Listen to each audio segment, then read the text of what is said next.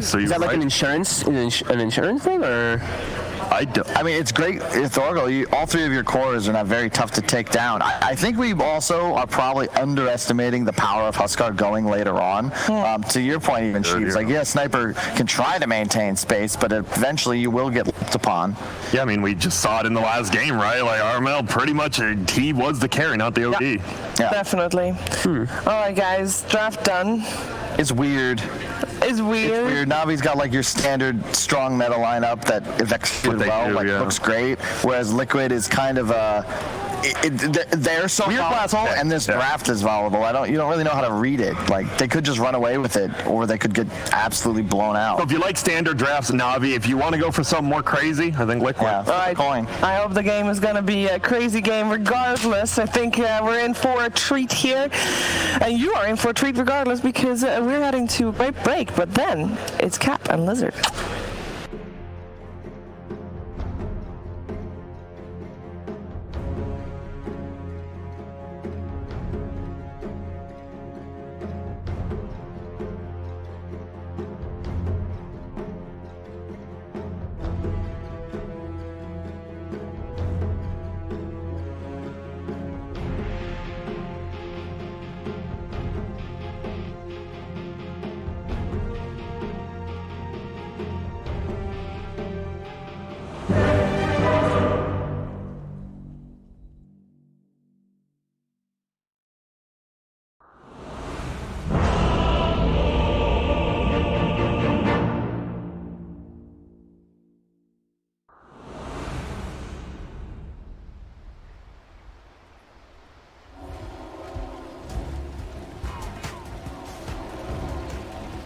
Prepare for battle.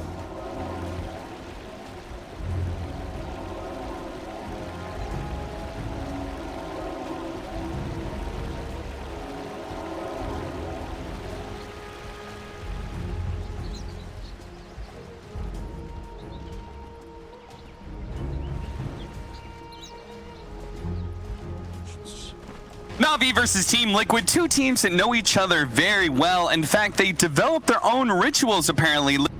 There was something that was going on. They were super loud. We were doing the interview, and you said there that they were doing something there. There was some commotion. Apparently, there's this magical guy on the side of Navi. He's playing their mid.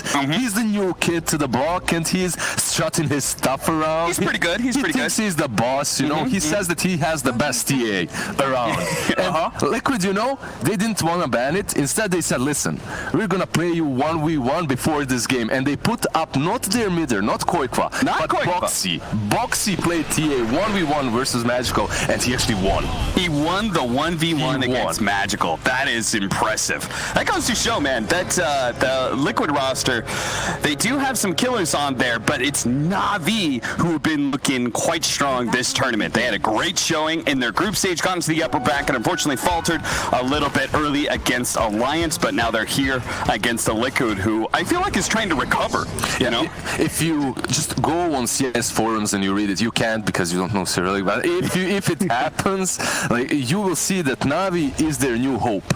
That's their new team. VP, they're no longer friends with them. Navi is their new best friend. They definitely do believe quite a lot in the new squad, especially in these new two boys, Magical and Ilias. Ilias is playing, usually they're 5, and he's super young, but new to the scene and has a lot of potential.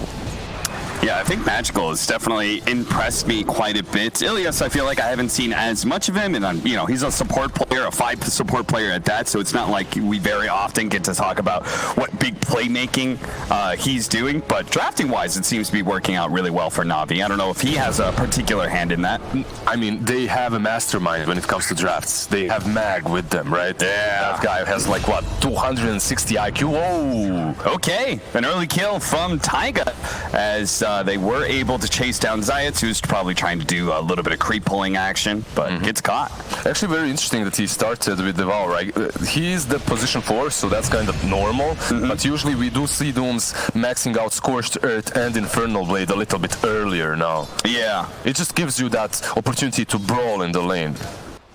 It's also interesting that they chose to run the tree in that bottom lane and have the Oracle on up top with the Leshrac. I guess here you've got the setup stun to be able to, you know, throw the Q on. a disruptor and then stun him, follow up. I think it's also interesting, but obvious, because you're playing versus disruptor, and Ilias is playing that disruptor. You want to have the Oracle versus that lane, as you're able to purge off the Thunderbolt of Thunderstrike, as long as you don't waste purge. That incredible amount of damage it's able to do. It gets one shock in, then you purge yourself or your ally, and you're good to go. Exactly. I think also Lash versus Nyx, Kyle was talking about Nyx being super strong versus Lash early on. I think Kyle is not always wrong, but mostly, even in this matchup, I think Lash is pretty good. You have Edict, it goes through Rage. You can just follow him, you don't really care about the Rage on Nyx. But we'll see. Bo3 misses that stun, that's not good. Yeah, I didn't expect Crystallize to actually stick on top of him like he did, and misses the stun and may just lose his lap for it. The Purge comes out with the open wound instantly afterwards, and Kyle was right. I was wrong.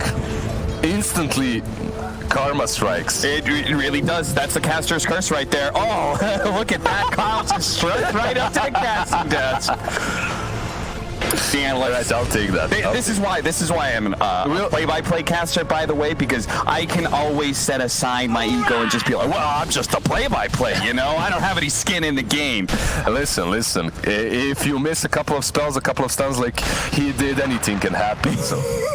Kyle knows how's that like. I guess none of us should be talking after that We Play All-Star match where we got bodied really hard. I'm just going to say that me and you, Lizard, our laning phase went okay. We won it. Yeah. That was fine. Hey, Pasha, he's in trouble. Mickey trying to catch him, but the Heaven of the Grace, that regen is just enough to keep Pasha out of the kill zone, 1-1 still. A little bit of pull. Ilias trying to bring the lane back here as Crystallize needs to be able to regen a little bit more. Yeah, even though Lash did fall there, if you look at the CS, he's doing extremely well in the top lane. Oh yeah, he's spotty. 15-4 compared to 9-2. Exactly. Maybe you weren't so wrong, Lizard. Well, obviously. Zayats? Okay, who's going to win this man fight here? He's going to stand outside of the brambles, try and bring down Taiga, but Taiga's going to win thanks to the Leech Seed. Note that most people aren't picking up Leech Seed right now. They're usually going 2-0-2. Leech Seed got nerfed a little bit in the recent patches. It got its mana increased, so you don't really want that Leech Seed too much early on. But when you're versus Omni Knight and Doom and you're brawling, it's great. Oh, Crystallize, he's going to turn on the box here as he's being chased out by the dive-ball heated, but the sun's going to land. Take it down by Vincere. I don't think Kyle's going to be showing up to the casting desk anytime soon. How's our mid lane going? By the way, this is the one thing we haven't talked about, and the panel was not really sure how it's going to be directly even. 15-11, 15-11. I think Huskar early on can reach snipers, so it's to be expected. You can't really just out-farm him, at least early on. Once you get a couple of raid bans, it's a little bit easier until Koipa gets level 6, but once that happens, you're always weak. You have to be very careful so that he doesn't jump on top of you. And Sniper's not really who can farm jungle so much, right? Insania, it's going to be caught here. No levels of the Fate's Edict, so he can't prevent all that magic damage coming his way. Zayat's feeling like he can't go bottom. Oh, I also think that maybe that's where the Leech Seed comes into play, right? If they're trying to do like some creep pulling shenanigans, that Leech Seed could be really effective. Maybe that's how they got that Doom kill in the first place. Leech Seed early on. You basically go with the Bramble Maze, then Leech Seed in the laning stage if you want to be brawling all the time. And I think the armor is really good for them overall, though. You're playing with the Huskar, it can be super helpful later on, especially as Lash is also being super aggressive on that offlane. Yeah. What do you think about this Morphling, by the way? The panel was, I think Fog called it a security measure, maybe, feeling like maybe Liquid didn't feel comfortable just going all early game. They wanted, that anchor hard carry. I think it's something very similar to how Nigma played the Huskar. Okay. You have Huskar, but he's not your main carry. You have this insurance policy. Kinetic Field comes in, but Taiga's here as well, so this is going to be a full 3-on-3, but Boxy's already low. Dive-Ball Eating doing a lot of damage. It will be enough to bring down Zayats, but Crystallize is also still under that effect of the Diabolic Deity, so he's got to back away from that area. Taiga and Insania will pursue just to get more damage in, but in the end, they traded out a support for a core. I think for Liquid, 3-on-3 is definitely not advantageous because you're playing with the Lash, and that Edict is just going to spread around. It's not great. You don't utilize Lash properly. Same goes with Leech Seed, right? Exactly. That could go all over the place, so that spread of damage. Elias? Yeah, he's in trouble, looks like. Brought down by Taiga pretty easily. wants to go back over to bottom lane. Mickey has been left alone. Zayats returns to the bottom lane. They're saying, okay, they're going to try and tri-lane. Let's go ahead and put some pressure here. Insani cancels his TP, actually. He realized that they can't dive him, so he remains on top. He also uses that time to go a little bit deeper into the jungle to ward it up. They will have eyes on Magical if he tries to rotate or something like this. Won't have eyes here as he actually managed to find an Invis rune. He's going to pop out, try and go for this kill onto Insania. Insania doesn't have a TP. Magical knows that too, so he knows he's got his quarry completely cornered. Insania, well, he's going to find a corner to hide into, and Magical's feeling a little uncomfortable trying to chase in there. Insania makes a break for it with his magic stick, but it's not enough. He almost got out. The kill. That was so good because he was communicating with Max, with Koikwa, and he was rotating in. If Koikwa was just a little bit faster, maybe he could have saved him. Oh, Taiga, he's going to die as well. The supports on the side of Liquid just keep on getting picked off, but at the same time, we didn't see it, but Mickey did get a kill on Pasha in a 1v2. That's kind of strange. It shouldn't be happening. This Morphling is a little bit different than what he used to be. It's a different kind of a beast. He's strong early on. He can fight, but he definitely shouldn't be killing Pasha. Not alone, at least. I'm guessing he doesn't even have Morph leveled. I thought maybe he surprised Pasha, turning into an Omni Knight and purificating him, but he just somehow won a man fight with a 303 build. It's just pure right clicks and also 3 raid bands plus power threats. He hits super hard if you look at the damage that he's dealing. 114. Nikkei. He just keeps on playing the little bit of, he's really abusing his morph abilities. He comes in, clears out a creep wave, harasses them, backs up, goes full agility, heals up a bit. Nothing wrong here. Classic Morphling. Just looking at the item progressions of these heroes. Oh, they're going to surprise Pasha. Rotation coming out from Insania, but well timed with a Heavenly Grace immediately after the Purge lands on him, getting rid of Brute. Science coming in. He got the Ocean Heart. Sneaks it away from Koifa. Koifa going to be assassinated, but still not enough damage with the maxed out heal he's got. They're going to need a little bit more, but finally Zayats is able to deliver it. Yeah, I'm not sure if it was the wolf that helped him out, just that extra bit of physical damage. The wolf is for me, some players love that frost armor from the ogre, right? But I love the wolf. It's the best creep for me to get early on. That one crit can deal around 200 damage.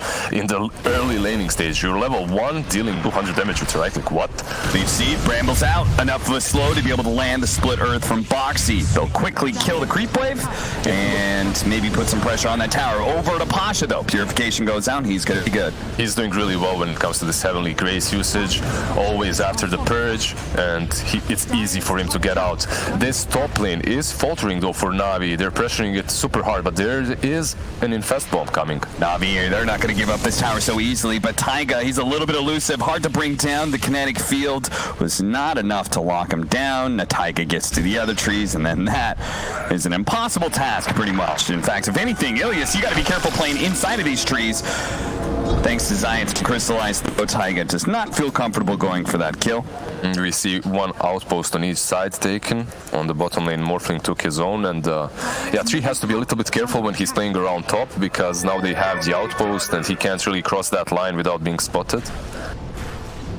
Omelet almost done for Koifa. That's going to be a big power spike, especially with Boxy. I'm sure Boxy, does he have max out Diabolic Edict by now? Or at least closing? Okay, he does have it. So this could be a time where they just kind of try and march down some towers using the strength of the Huskar into taking fights and taking towers. You want to, because not only your Diabolic Edict is maxed out, right? You have Huskar with Armlet, and Taiga is almost level 6. He needs one creep. He's going to have that Overgrowth to work with.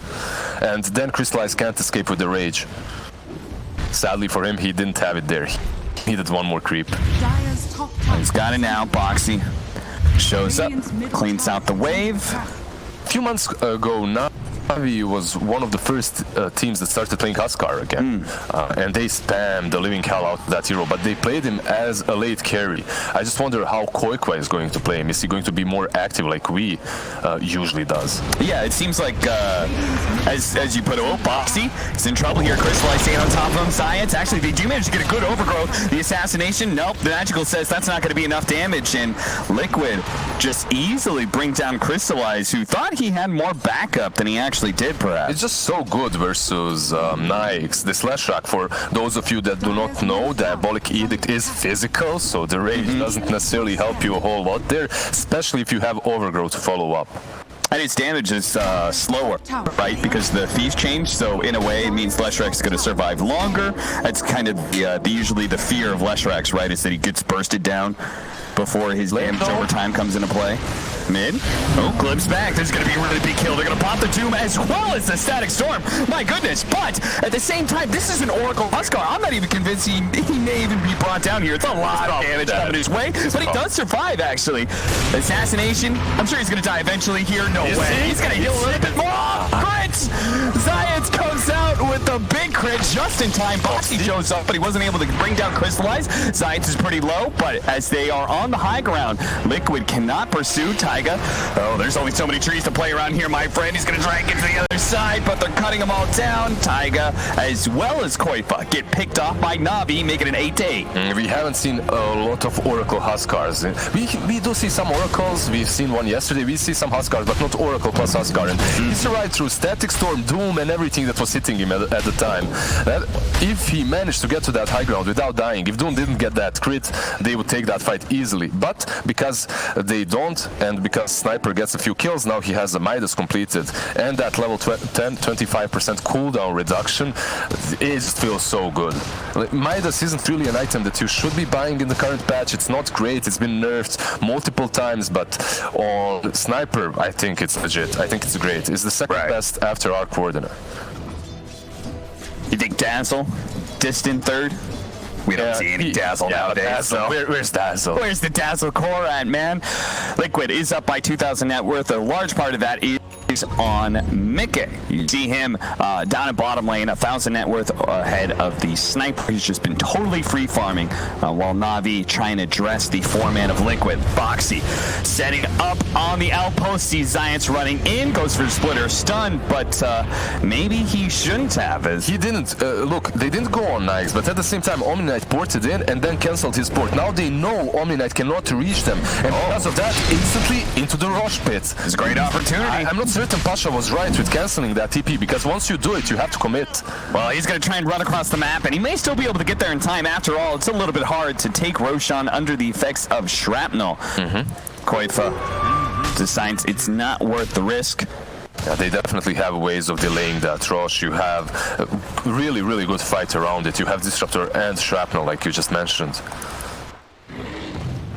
Dire are scared. Okay, going for Lincoln's early pickup against the, you got Glimpse and Doom, which are both really dangerous for the Morphling and all his mobility. Yeah. It's really good for him this game, and he's been left alone completely on this bottom lane. Pasha is here and there messing up with his last hits a little bit, but mostly this Morphling has been free farming, and that's why he's on top of the network charts at the moment. And also because his team is playing on the other side of the map, creating a lot of space. And that's where Na'Vi decide it's time to see if they can put some pressure on bottom. They go for the bounty runes. Taiga actually sneaks one away from them, but it's going to cost him his life. Also cost them the Static Storm on the side of Na'Vi, but I'm sure they're not going to mind too much, especially as they push into that tier 1 tower. They have super deep wards here behind the tower that they just planted, so they should go and try and pressure this tier 1, which is on full HP, so perhaps if Liquid decide to, they could even defend it very soon. Zayats, he's just running around and finding opportunities everywhere he goes, but they might not be able to get Insania, especially after a two-man stun from the Leshrac. I love Lesh's items, by the way. He got Clumsy Net just recently, and that's just perfect for Lesh. So now he can Clumsy Net somebody in order to split Earth and save the Yules if he wants to use it defensively. Bottom lane. Bo3 setting up is going to look to just be able to burst down Ilias as quick as possible. Evan Grace does allow him to be able to wake up the Disruptor to get the glimpse back. Sadly, though, it wasn't enough to save his life. Pasha still in trouble here, but the purification makes such a big difference. He's a little bit too tanky, but if you are Liquid, you're super satisfied when you defend the tower. Let's see, never mind, Tiger is going to deny it because they didn't really manage to zone out Pasha, and they know that if he comes in, he's going to take down the tower. He didn't get the last hit, so he pops the glyph right in front of Pasha's face. Now Pasha's, he's going to overcommit trying to get this tower and slow down. He immediately pops his ultimate. He's going to be able to stop all that physical damage from Koifa. They turn back and will be able to get the deny, or now they say they create enough space that we force Pasha back. Exactly, I was saying that just recently. If Omni Knight is forced out of the lane, they can heal the tower up. And if you're Liquid, you want to be healing towers. You definitely don't want to be denying them. But on this other side, they've shown so many heroes at bottom that Na'Vi feels like they can assault top lane now, which is where Mickey's been hanging out recently. He has that Lincoln's finished, so in the next couple of fights, Mickey can even join them super easily. He can turn into the Sniper or Omni Knight and be very effective in these fights. Obviously, Rage from Nyx is pretty good too. Alright, they finally got a tower. Looks like they, oh, I thought they were going to smoke up or something, but looks like they could wait for the Blink Dagger on the Doom. They also have, they're down in net worth by 3k, but they also have the Hannah Midas with the 25% CDR from the Sniper. They also have the GPM talent of the Omni Knight. So just, you know, naturally, Na'Vi will start building up more and more of a net worth lead if things are static, but Pasha unable to finish off that tower again and is going to be chased away. He's going to be caught by both Mickey and Koifa. Everybody's here. Pasha is making a break back to the tower. There's a living armor on it. Can he break it down? No! They didn't even have to deny it. They didn't even have to, but Taiga, for fear of it being taken by the Omni Knight, will finally take away that bottom tier 1. Yeah, but Pasha wasted so much of his time trying to get that tower. At least at the same time, he understands, guys, we're behind. I'm bringing a lot of their heroes to try and defend this tier 1. And in that way, I'm freeing up the map for my Nyx, for the Sniper who has a Midas. So if you look at it that way, it is worth it, but it feels bad. Like getting that tower denied in front of you, that's soul crushing. Oh, that's a pretty high pickup, by the way. The Grove Bow on a Maelstrom Sniper, who already wants to be able to keep his distance. On top of that, you're amping up his magic damage of the Maelstrom. He's had it a little bit before, but he didn't have the Vambrace, so he waited to combine the Raid Bands, and now with the Grove Bow, it's just really difficult to take down. I really wonder if they'll have the means to close distance on the Sniper later on and take him down. I believe Morphling will have to be the one. And we'll see what he can do. So they're going to find Zion here. Tries to run into the trees. Yule Scepter from Bo3 just to get a little bit closer to him before he stuns out. Mickey joining to make sure he is the one to claim the kill, because he's trying to work on that Eagle song, building into the ethereal play. It is a little bit worrying that there's a 5k network difference in favor of Liquid, and they're playing versus Midas and Doom. Yeah. They're doing extremely well when it comes to utilizing the map and farming on different sides of it, mainly because Mickey was just completely free throughout this game. Middle tower is under attack. Taiga. Oh, they don't actually try and pull him back in. Static Storm being used here. Hopefully get this kill, because it would be a shame to blow that much to be able to kill Taiga. Finally they do, though. They can safely push out this bottom lane without being perhaps wrapped around on. Sania getting rid of the open wounds. He has his ulti to work with as well, so it should be fine. There's no way. This is also ridiculous. Oracle, that's level 9, has 1300 HP. Yeah. He's got a Bracer, he's got the trusty shovel for an extra 150. They also got both the tier 1 and tier 2 items that bring you more net worth, right? You got the Philosopher's Stone as well as the trusty shovel, just digging up bounties every once in a while. Yeah, when it comes to these neutral items, they have definitely benefited Liquid quite a lot, but they're pretty good on Na'Vi as well. The Grove Bow that we mentioned before is pretty awesome. Essence Ring on Omni Knight, not as good, but still pretty usable. We have a pipe as well finished up on Omni Knight. One thing that's really stood out to me is Liquid they aren't really trying to, like, as a group, push a tower very often.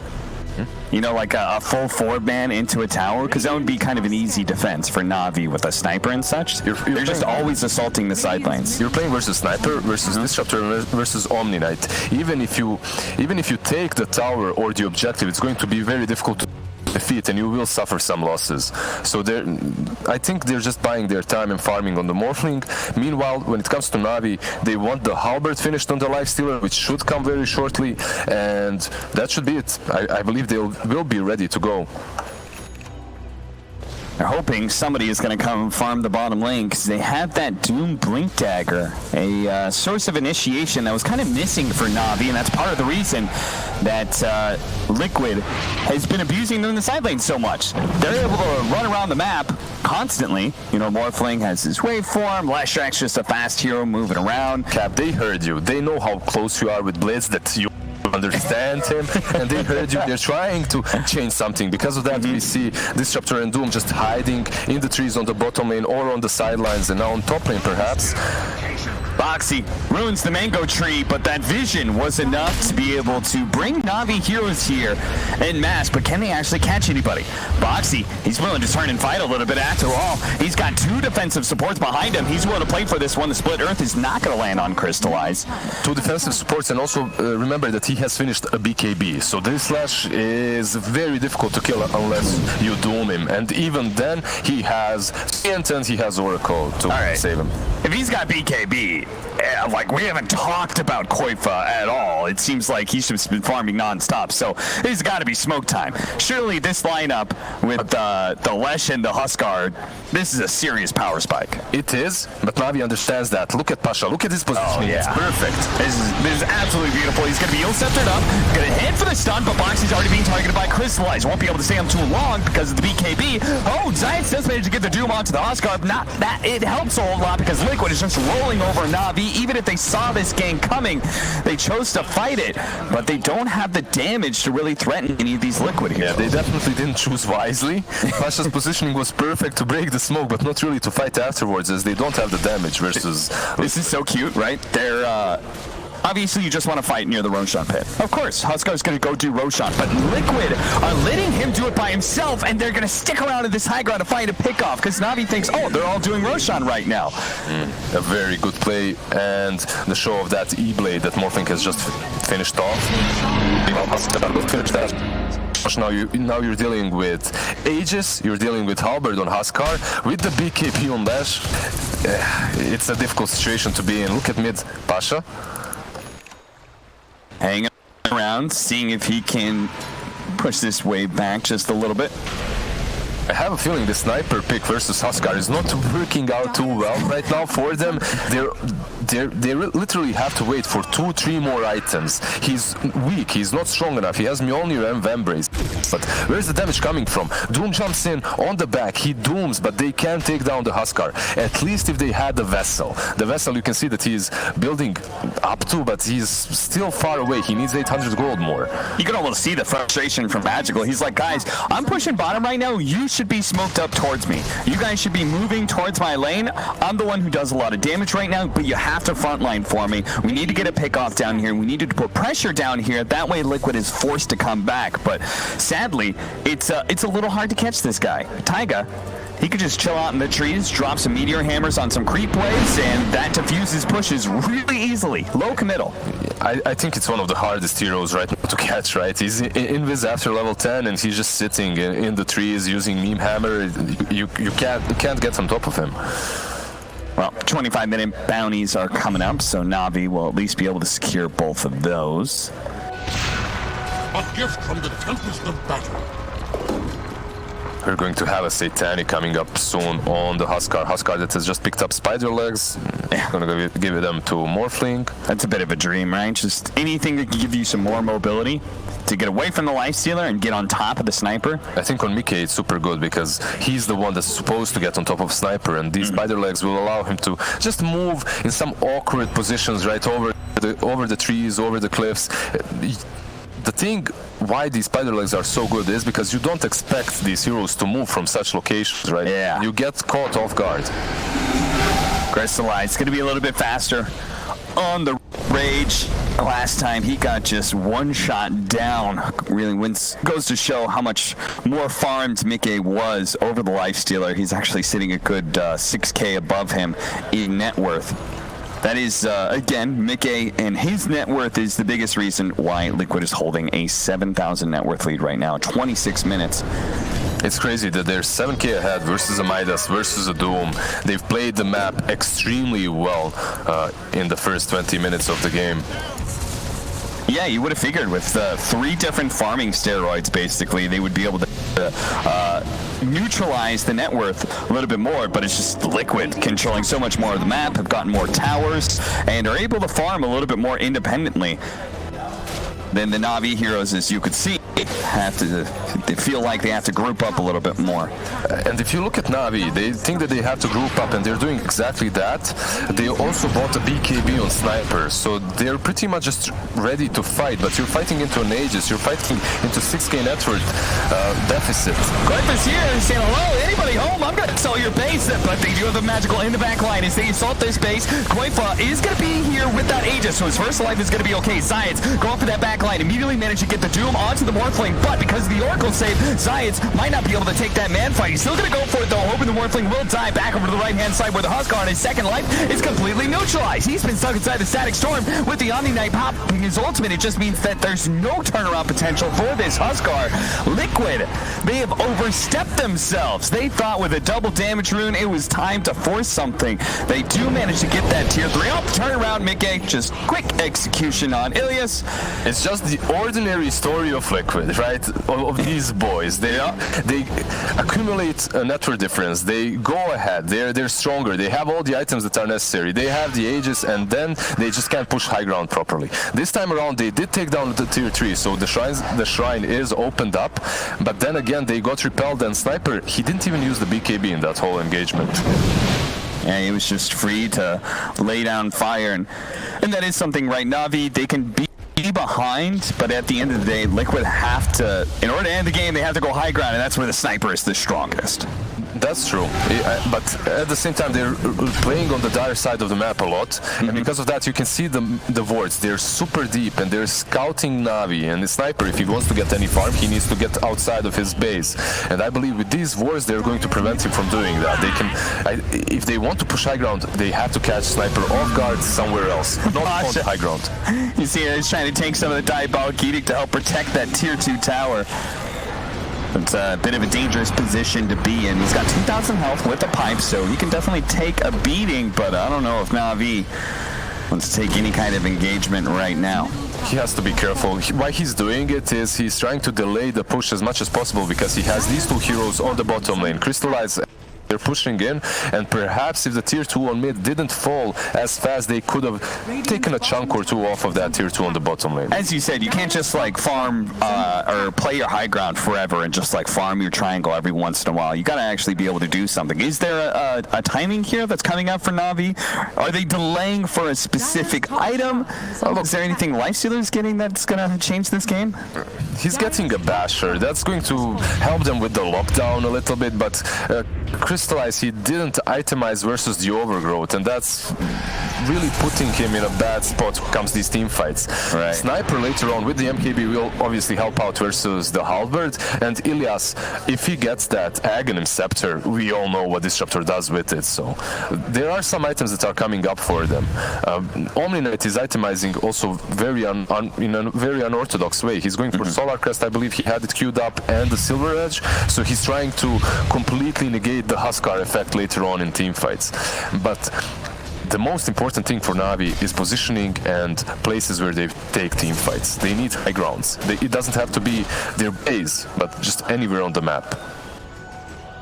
Well, trying to build into an MKB. Zions keeps on doing these little pushes at the bottom lane. Sometimes you'll cut a creep wave, just like Crystallize did earlier, as we saw on screen. Sadly, that Aghanim Scepter for Disruptor, Ilias sitting at like 3K net worth. He is real poor. He's trying to build into a Glimmer Cape right now. I would like to see them somehow open up some more space for him to farm, but it's just... That's the problem, because he's the position 5, right? Yeah. And you have Doom. Usually Doom can kind of take over a little bit. He doesn't have to be too greedy because you have Devour. But they needed everything that Doom has right now. They needed the Vessel and they needed the Blink on him. Right. So Elias, he's just in this situation, and he has to be, because he has this Doom with the Vessel and Blink. It's sad because that entire initiation is just so neutered by this this Oracle, right? He jumps in and he like breaks the Lincolns, dooms the Morphling, puts a Spirit Vessel charge on him, but then old Oracle rolls up, purges off the Vessel, pops his ultimate, you know, heals the Morphling a bunch, and then he's just, you know. Liquid, they're definitely proving to us that heroes that aren't in the meta aren't necessarily useless. This Oracle or Dark Willow that we saw from Taiga, they're not great heroes at the moment, but if you pick them in the right situations, in the right games, they can shine. It definitely feels like that is the meta right now. It's like the cores are very locked in, but you can still kind of experiment with some supports. The only real exception, I guess, would be the Medusa. Well, then again, Fnatic have been knocked out, so they're the only teams running that Medusa. Maybe not. I agree with you on the supports as long as there's no Lich, Wisp, Disruptor, 3 like, okay, so as long as every single game. As long as the 4 best supports are banned away, then we can experiment. Then you can pick an Oracle. Solar Crest for Taiga as well, so he's kind of counter Pasha's Solar Crest. He's finding a lot of space on this map. You can hit the Meteor Hammer, and he's always in the trees. Split pushing is one of the reasons also why they have this network advantage. I mean, Na'Vi, they have to break out of this cage somehow. Yeah, grouped up around mid. They're going to deal with a Sentry Ward. And they're going to smoke up, push out. Are we doing anything here? That's also such a problem for them, right? You can see them. If they want to get outside of their base, they need to do it as 5, because you're playing versus a 3 and he can scout you out, he can catch you, and then the follow-up, it's easy to happen. Skadi completed on Morph. Yeah, this is a beast right now. It's almost like Liquid. They it wasn't the worst thing in the world. They did get tier 3, but it's like they got repelled from that top push, and they're just like, all right, we're just gonna keep farming and farming until we have like a 20k gold lead. But with this Skadi, I think they have everything they need already. Oh, you said it. You can't split up too much, otherwise Taiga, he's going to be able to scout you out and set up a rotation for his allies. Fortunately, the Glimmer Cape comes in, protecting against that shotgun blast. Nikkei, he's going to turn here, activates his BKB before the Doom can come out. The static charm is also going to be laid down. That's going to get Taiga caught. But on the other side, we can see Boxy's already catch. He's going to be able to bring him down. Though this Morphling, though, his BKB is now down. They're going to try and break through that Lincoln's. Couldn't slow him down. Now they have to retreat. Now you have to run because he spots him. He's trying to get both these heroes away, but not able to do so. Mickey gets a little bit low. Crystallize hoping to get that kill, but saved by the Oracle. Overgrowth to stop that TP away as well. If only they had just maybe TP'd a little bit faster, gone deeper into the trees, I don't know. They could have gotten both the support and core out of there. And you can see the way Mickey played it. He knew that he's going to get doomed, so he was just standing there and he BKBs. Yeah. They use the doom on him. He's completely fine. He can just get back. Was Koifa here, like, was Koifa in that fight? He was just chilling, taking rush. Not. He believes in his teammates. Yeah, I guess he was around, yeah. But, great stun. Stopping the Doom, and then Taiga showing up with an Overgrowth. This is such a rough game for Lifestealer, for Nyx. You're playing versus Morphling, who's one of your counters. Oh, that's what we need to see, though. Sniper is able to survive through that, and this repair kit is doing some serious work. Not as broken, it seems, in this game. Yeah. Will make it out to be. Okay, Centaur stun. When you've got the kind of overwhelming advantage that you were just able to commit to bringing down the tower, doesn't feel as good. Big A jumping in, trying to quickly execute Disruptor, but he lives through it once again, thanks in part to that Glimmer Cape. Now the Glimp's back, and it's an opportunity for Na'Vi to strike. They're going to get the kinetic field around Boxy, see if they can just bring him down with Magical. Very low commitment, but it's going to be saved by the Oracle here. Probably healed up. Oh, Mickey taking a decent amount of damage, but he will find finally managed to waveform away. No barracks dying, thanks in a large part to the double repair kit charges used by Na'Vi. Yeah, because of the repair kit and the fact that Oracle used his ulti, Liquid falls back. They don't want to pressure the matter before they have that ulti back up, as basically Oracle allows Mickey to just stand up front and hit the Rexes while everyone's just dancing around him. Such a difficult game for Na'Vi. I think their main core right now is Sniper, obviously, and he's the only one dealing any sort of damage. Nyx is so easy to kite. There's Skadi, there's Overgrowth, there's Oracle, and he's so bad versus Morphling too, because he just gives him rage, and then it's even worse. And it just seems like he'll never have that great of a game. Maybe once he builds into, like, maybe we get super late game, he gets like Abyssal, Nullifier, maybe a Bloodthorn or something, then maybe he can kill people. But for now, it's just a nightmare for him to get anywhere on this map. He's just pretty much he's a punching bag and kind of stuck. You're talking about all of these items, but look what he's buying. He's queuing up Lincoln Sphere on this Nyx. He definitely just wants to be the meat shield between Magical and everyone else, and I can't blame him because I really don't see him scaling later on very well. Sniper, however, look at that, Rapier queued up. Okay, with that combination of a game plan, for me, I was looking at it and being like, yeah, but is Sniper ever going to do enough damage to win a team fight? Well, it's Rapier. You go Rapier. That changes a lot of things. And you are playing versus Liquid, right? You see what can happen if you defend your base long enough. Yeah. Well, they still won that game. They've not been the most disciplined when it comes to some high ground pushes. Almost lost that game against Virtus Pro. Just a little bit of luck and some godlike clutch from Taiga. A client has logged out and kept Team Liquid alive here at DreamLeague Season 13. Still, this Rapier won't make you any tankier, and you have to be placed completely back at the tier 4s in order to survive. Yeah. I believe he doesn't have even boots in Sniper right now. And yeah, he doesn't, so it's going to be very easy for Mickey to get on top of him, and with one E-Blade, he's already done to 10% HP. It's funny, I think Na'Vi got some of the best high ground neutral items too. They got Telescope, they got Gropo, so Sniper hits for a billion range. From the other side of the map, pretty much. And then they got the repair kit, which obviously saved them. And we'll see if they can actually bail them out here. Crystallize, as you said, just trying to be a punching bag. And he's a much better punching bag since his level 20 talent and all that evasion. But Koifa, he's just kind of ignoring the Sniper. Like, his heal is almost offsetting the damage from Magical entirely, especially with the heals coming in from the Oracle as well. Yeah, he's just sitting in front and being peeped from distance. They see that like a big difference, a huge increase in armor for Koifa now. He still has that Aegis, so they don't want to waste it. They're trying to perhaps make a team fight around this, a high ground push, but they have to snap someone out with Mickey first. That E-Blade shotgun, it could come in handy if they find the right target. Koifa approaches the high ground again. Crystallize, refusing to let him up there. But if they just get split push to death, Mickey, oh, they managed to break the Lincolns and get a Centaur's run, and the dude, they may be able to bring him down here. The Oracle can't get there in time. Liquid thought, okay, this high ground is hard to break, let's split push, but then that means you don't have the Oracle on top of the Morphling. Now they're going to get caught with no Morphling. Looks like Navi's going to try and chase him down. They do have the meaty hammer, that's going to whiff as Koifa goes back in onto Science. Koifa is city saged by the Oracle, taking a lot of damage here, but he's relatively low, so that heal's going to kick in triple time here.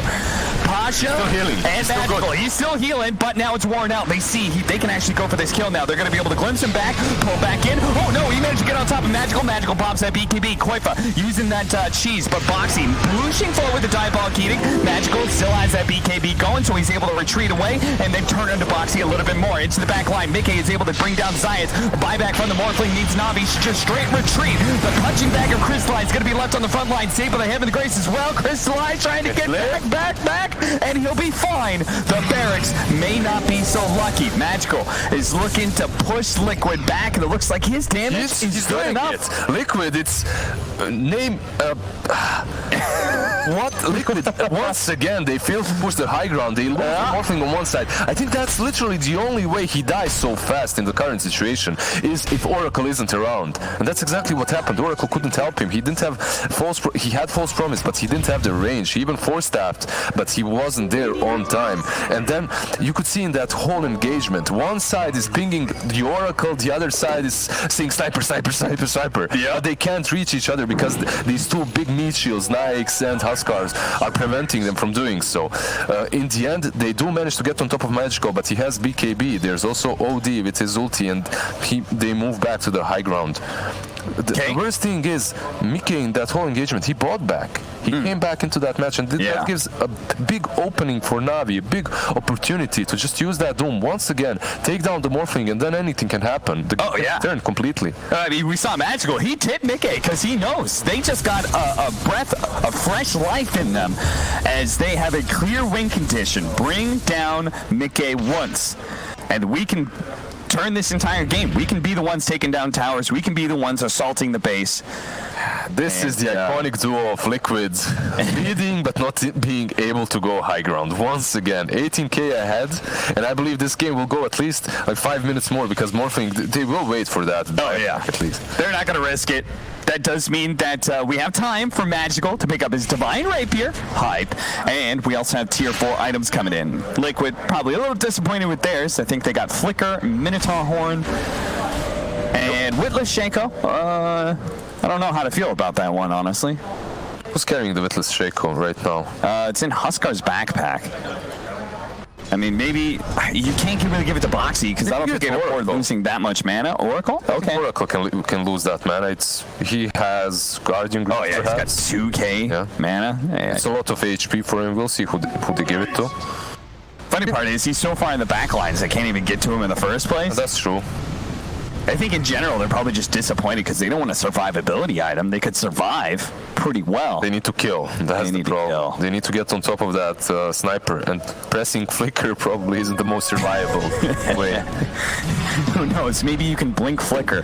If you get lucky, it's like a blink and a half. A Timeless Relic, meanwhile, picked up by Na'Vi. 15%. I don't know. Like, you could give it to Doom or Disruptor, I guess. Oh yeah, Doom, right? Debuff duration on a Doom. That should be pretty sick. Yeah, especially the like he's gonna have level 20 coming in soon, so he gets the plus 40 Doom DPS. So if you get the debuff duration, that just means not just that's a lot of DPS. That's a lot of DPS. That's a lot of damage. That's a lot of control. See, it peaked up about 80-85% win prediction for Liquid, dropped down to just around 75 now. Still definitely in the lead, 19k. They have full control of the map. They can wait out their buybacks. They can wait for another Roshan. They can just build and build and build and build. And Na'Vi, they don't want to get out. Yeah, I think they've got a Divine Sniper. Who wants to push outside of your base with that? Exactly, they're just waiting. You can see Sniper, he pushes out a couple of waves and goes instantly back to the high ground. Even though his teammates aren't, they're still around this triangle. But he knows, if I died, the game is just done, it's over. Alright, the Ninja Gear is going to be given a Sniper, so increase in agility. I don't know how I feel about this. Overall, Ninja Gear, it gives him movement speed as well, and he doesn't have boots, so that's pretty good. 20 agility obviously is amazing, but I thought it would have been given to Doom for the active, you know? Yeah, exactly. I was thinking about the active as well. It's Doom and Disruptor, but Disruptor, once he gets that agonism. Before that, he's not really a high priority. And we talked about that, what, 20 minutes ago or something? He's gone from 3k net worth to 4.7. I don't think Na'Vi is going to let him get any gold, apparently. So. It's Liquid as well. It's Taiga that's not allowing him to do that, because in any other game, you would see this Disruptor on the sideline, just using his Thunder Strike to outpush the lanes and get that gold, right? Many of these teams have learned perfectly well how to utilize Disruptor so that he gets that gold. There's a reason why we see so many agonists on Disruptors right now. Well, they are actually letting him hit some neutrals finally, so I was wrong. He's got the agonims queued up, so... He killed 2 small centaurs. Hell yeah. You know, you gotta start somewhere. You gotta start somewhere. Barracks are under attack. Ninja Gear is actually given back to Omni Knight, it seems. Sniper has... No, they're just using it. Oh, they're using the active? The active, that's it. Omni Knight used it because he has the gem, so he went out to his base and he tried to find a couple of wards. Okay, that's a smart play. Who gets the Aghanim Scepter? Morphling. Is it? Yeah, it's Morphling, you're right. And the Witless Shaco is also on Treant Protector, by the way, so he's a tanky boy. With the Solar Crest, with the Witless Shaco, with the Meteor Hammer, it's hard to take him down, and he's also the one controlling the Nyx quite a lot. If you look at the Lifestealer, he has this Lincolns, which he does need in a game such as this one. But usually, whenever you see a Nyx versus a tree, you want those Mantas, right? In some situations, maybe even a BKB. You want to be able to get out of that overgrowth. There's the Doom DPS Sciences. He keeps on doing this. He plays into the Radiant jungle where he knows Liquid doesn't want to be at. He pushes in, takes that. Na'Vi are actually poking their head out here. They're going to see if they can catch Mickey. They have a good... All right, I saw a combo. They do manage to get the Centaur stun. Breaking the Lincolns. They don't go for the Doom, though. He had a force there. He could have broken it earlier.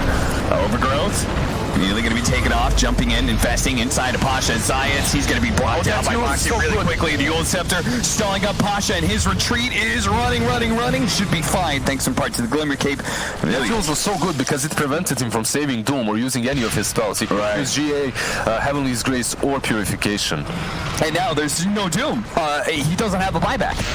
He's still on cooldown for a minute, so Liquid should know about that too, and that's why they're going to go for this high ground push. They have Aegis and Cheese to work with. Koifa standing against that Divine Rapier, and he's finding himself a little bit wanting for HP. Fortunately, they had Cheese as well as Oracle, but they're going to pull him back in here. They're going to commit. They're going to try and bring down Koifa. It looks like they might be able to have him too. Magical Pops, BKB, Boxy trying to get on top of him. There goes Koifa, and Boxy's going to be in trouble as well with his BKB. He's making a break for it. Mickey committed and did manage to get that melee barracks, but Na'Vi, they had to trade something out here. Mickey turning himself to an Omni Knight, pops the Heaven, the Grace, and the Spider Legs. And we'll skitter on out of here. 30k gold lead now for Liquid. They gave that Aegis to Morphling because of that Huskar. He did have the cheese, he used it, but he was pretty much a distraction, as while they were killing him, Mickey was just taking care of business on the top lane. He took both of the Raxes, and one side is down, at least for Liquid. They did lose the Huskar in the end, and they were playing 5 versus 4 with the cheese, with the Aegis, which still isn't perfect way of just pushing, but it's something. 25, so they're going to start coming in. We already had the 25 from the Morphling. And see, Crystallize is quite close to his as well, going back for the Abyssal Blade now. That Abyssal Blade is good. It will give them some more lockdown. Also, the new active is pretty sick versus the Morphling versus the Huskar.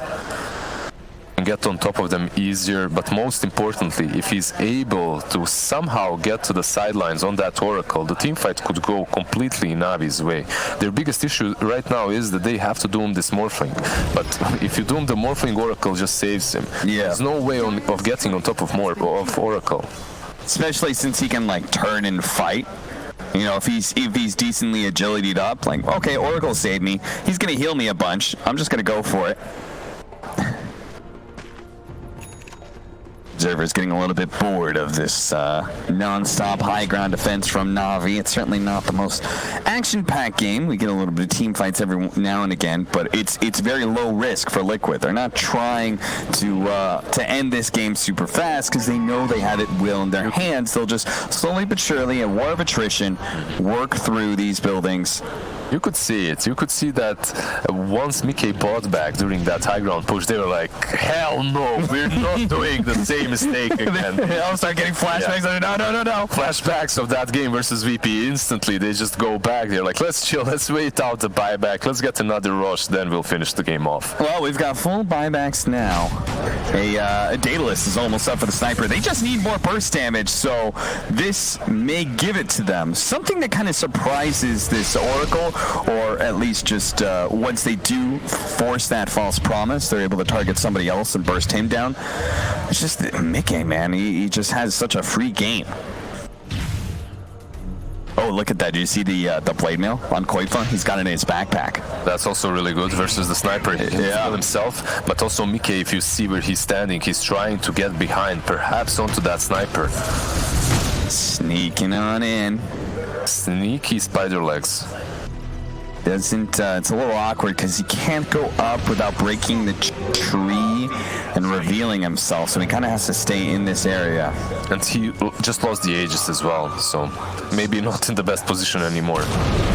Trying to pick off Zayats once again. He's just roaming the earth, trying to get Devour, get a little bit of farm here and there. He does have a Minotaur Horn and Dagger, and they completely whiffed. They whiffed everything. They used Overgrow there as well, and he had the Minotaur Horn as well that he didn't use. Well, he was pretty much just rotating there to take the bounty runes, which I believe he did take. Yeah, he took 2 bounty runes on the top lane.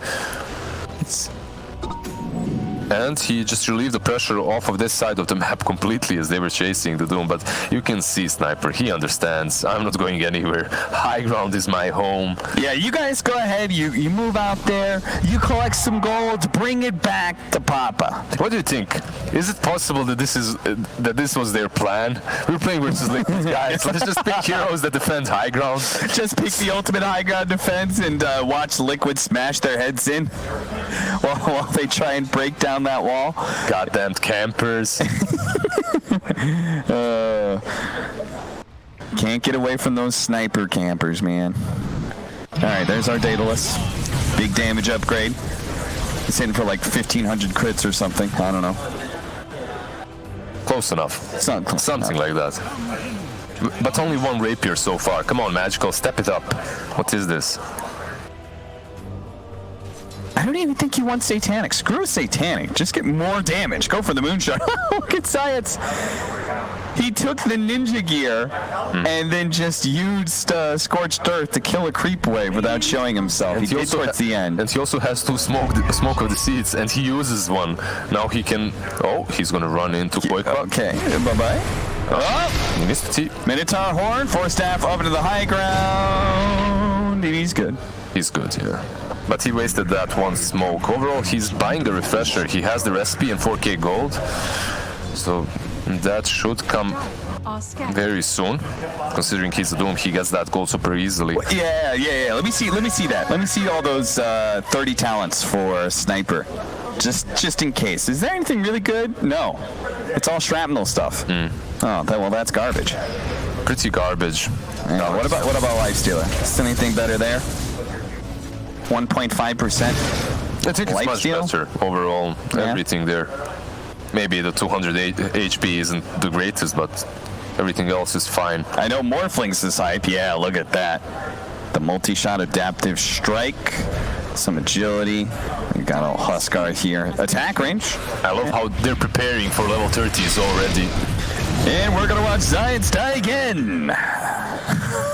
He's the only one. He's literally the only one on the side of Navi trying to get out. The rest of them are just chilling in their base. He's expendable in a way. I'm wondering if we'll see a different rapier, another rapier that is on Sniper. Sure.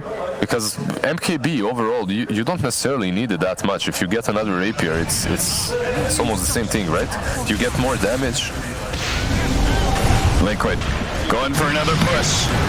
This time they're not going to split up. They're going to pop their blade mail and hit the tier 3. And then Koifa, as his blade mail expires, he'll start backing up. So this is their solution to the Sniper. They're just going to do this over and over again. Is there a glimpse? There isn't. I believe Navi might play this a little bit differently next time and put Disruptor a little bit closer to that push so that he can glimpse them as they're trying to retreat. Yeah, maybe they get some vision out there, like, you know, a sentry or something to be able to spot the Huskar, because they keep on glimmer caping him as well as he retreats. Yep. The problem there was they didn't have Doom, but considering Doom didn't use his buyback for Navi, this is completely fine. There's also going to be a silver edge picked up by Morphling soon. He has it. Oh, see, that would be a high pickup against Huskar. It would be pretty cool. I think Omni-Knight had it queued up, but he gave up on it. But I think why he's buying it is just to be able to get behind them. He's used the spider legs before. He tried some sneaky plays, getting from the cliffs into the trees onto the Sniper. It failed, but with the Silver Edge, perhaps he's going to be able to do exactly that.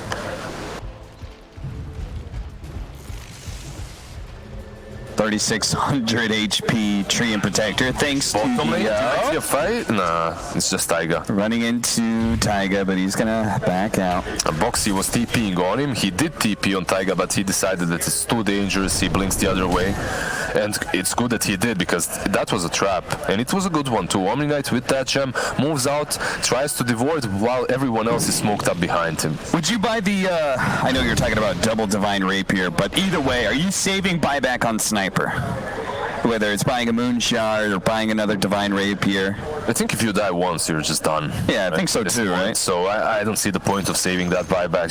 Just get another Rapier or a Moon Shard or whatever. Aghanim's picked up by Disruptor. Hey! 30 minutes, but we have it.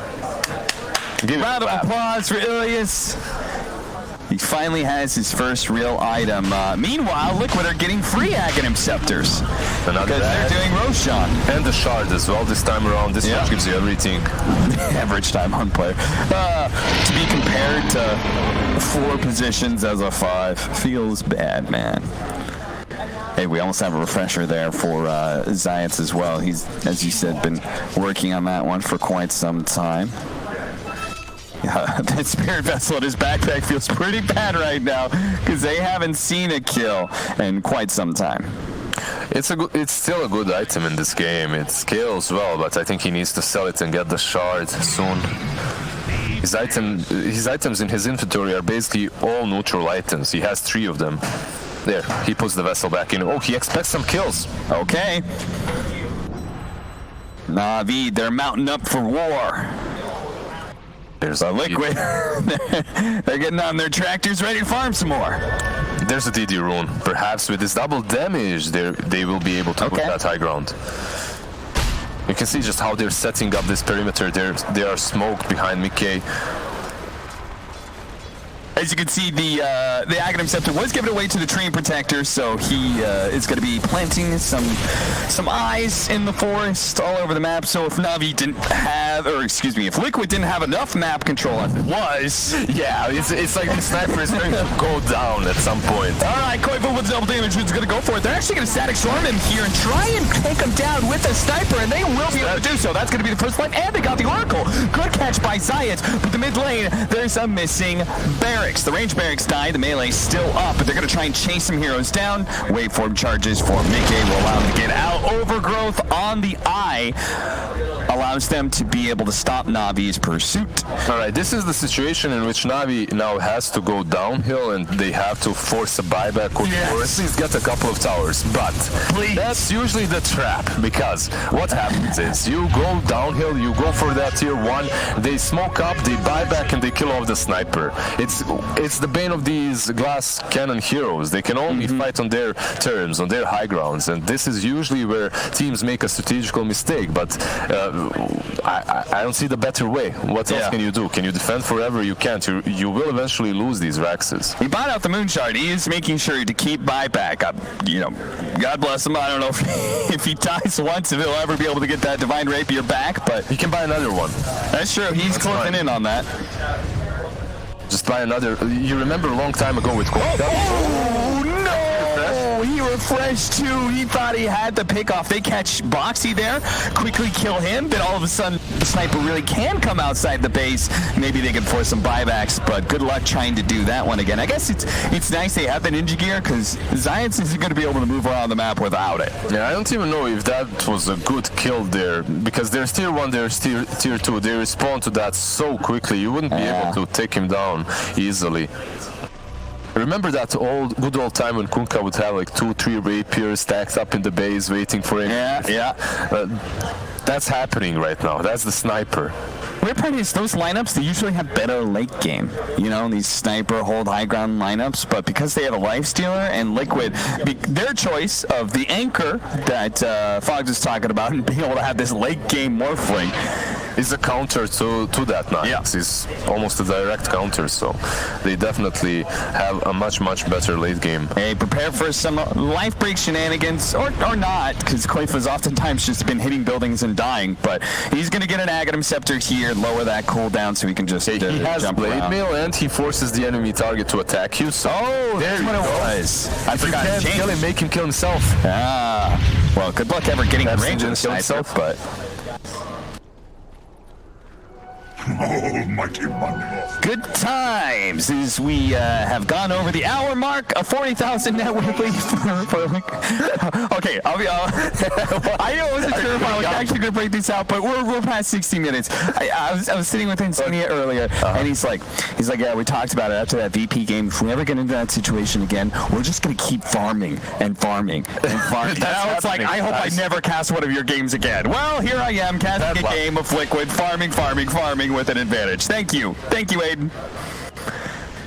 But understandable, right? It's elimination on the line. You're gonna, of course, you get this one game advantage in this best of 3. We're looking at top 8. You don't want to be falling at that 9th through 12th place, as somebody said on the panel earlier. It's basically last place, right? Like last place, 12th through. There you go, the initiation. They're gonna be able to catch him with the status bomb and everything. Okay, he's gonna fall. He's actually dead. Dead for 120 seconds. Boxy's gonna fall as well. That's gonna be the Aegis. They're gonna set up on him, and I don't think Liquid have a chance to be able to bail him out. Maybe they do. Lotus Orb. Okay, no, he's stuck inside the kinetic field with no BKB. He pops it now with the Bloodstone, trying to get out. He's gonna get doomed though. Can his mobility get him out of here? It's going to be slowed down by the Treant Protector. Na'Vi, they use their big ultimate for this. They want to catch somebody at least. Koifa, he's spotted, and he doesn't have boost. He's so slow. Pasha sitting on top of him. They still have a buyback from Nikkei. If Liquid wants to try and fight this one whatsoever, Koifa is super tanky too. He's going to turn and force Pasha into him with that taunt, but now he's going to be saved by the Oracle as well. Start healing up, but Crystallize, he's pretty much ignoring the damage. He's going to turn, go for Boxy with the Abyssal Blade, try and burst him down, but he's being healed up by the Oracle. Boxy doesn't take any damage. Na'Vi, do they have anything at all? Na'Vi are actually going to be forced back here after they were unable to do enough damage to anybody. Blink away from Zayats. TP out. All right, nobody dies. All right, Na'Vi manages to get back. But these two teams are ridiculously disciplined. This little guy over here, man, with his sniper, he didn't join the fight. I saw that. When they were fighting, when they were chasing, I was watching him. He was literally moving back. He just went to the high ground. He's like, guys, this is my safe place. Yeah. This is my spot. So I'm gonna wait it out here, and you just try not to die. All right? I love the part. Chris is like, he sees Boxy coming over, and he's like, go last track. He Abyssal Blades onto him. He's hitting him, and he's like, where's my damage? Where's the damage? Like, I don't know what you're talking about, guys. I'm not there. Yeah, he looks behind you, see that little sniper is running back. All right. I think it's a good choice from him as well, because they did have buyback on more. Yeah. And I have to say it again, this sniper is super squishy. He's that glass cannon. If he gets caught by that morphling, if he gets on top of him, he's dead. And that's game over, literally, right there. And also in that situation, they didn't have the Disruptor ulti. They didn't have the Doom that was already used, so they couldn't reliably take that fight once morphling is back up. I don't know where Taiga's Courier died, but he does have the flicker on. It's something we need to talk about. Courier Gaming, Hannah Minuses all around. Everybody honestly get a Hannah Minus and start building up Daggons, because you can use your Courier. And we see Magical doing just that with his Hannah Minus. We've seen yesterday what E-Blades and Lotus Orbs as well. You can definitely use this Courier very well later on in the game, and I'm surprised teams have started doing exactly that. Usually we see a couple of wards, D-wards, but that's about it. Yeah. Later on, when you're 6-slotted, 9-slotted even as a core, you can use that Courier and start spamming different items, different utility items on him. Yeah, for the most part, it feels like everyone's like a little bit too inexperienced with it, that for the most part, they just use it to plant wards. I think we'll see it come very soon. Bit by bit, more and more people would be like, okay, they'll remember it, and then they'll also feel a little bit more comfortable using it. So we do have the Aghanim Scepter. This is the first time I see Aghanim on Oracle as well. It stuns with the Purge as well and increases the duration. Increases cast range. And stuns for a percentage of the duration. Yeah. Okie dokie. We also have 30 coming in for the last track, so he's going to get all those things like the Lightning Storm slow and stuff like that. And he's also trying to build an Octarine. Shadow Blade on... Oh, I guess that level 30 is kind of hype because you have the Aghanim Scepter that gives you the free lightning. It's just, so that slow is even longer.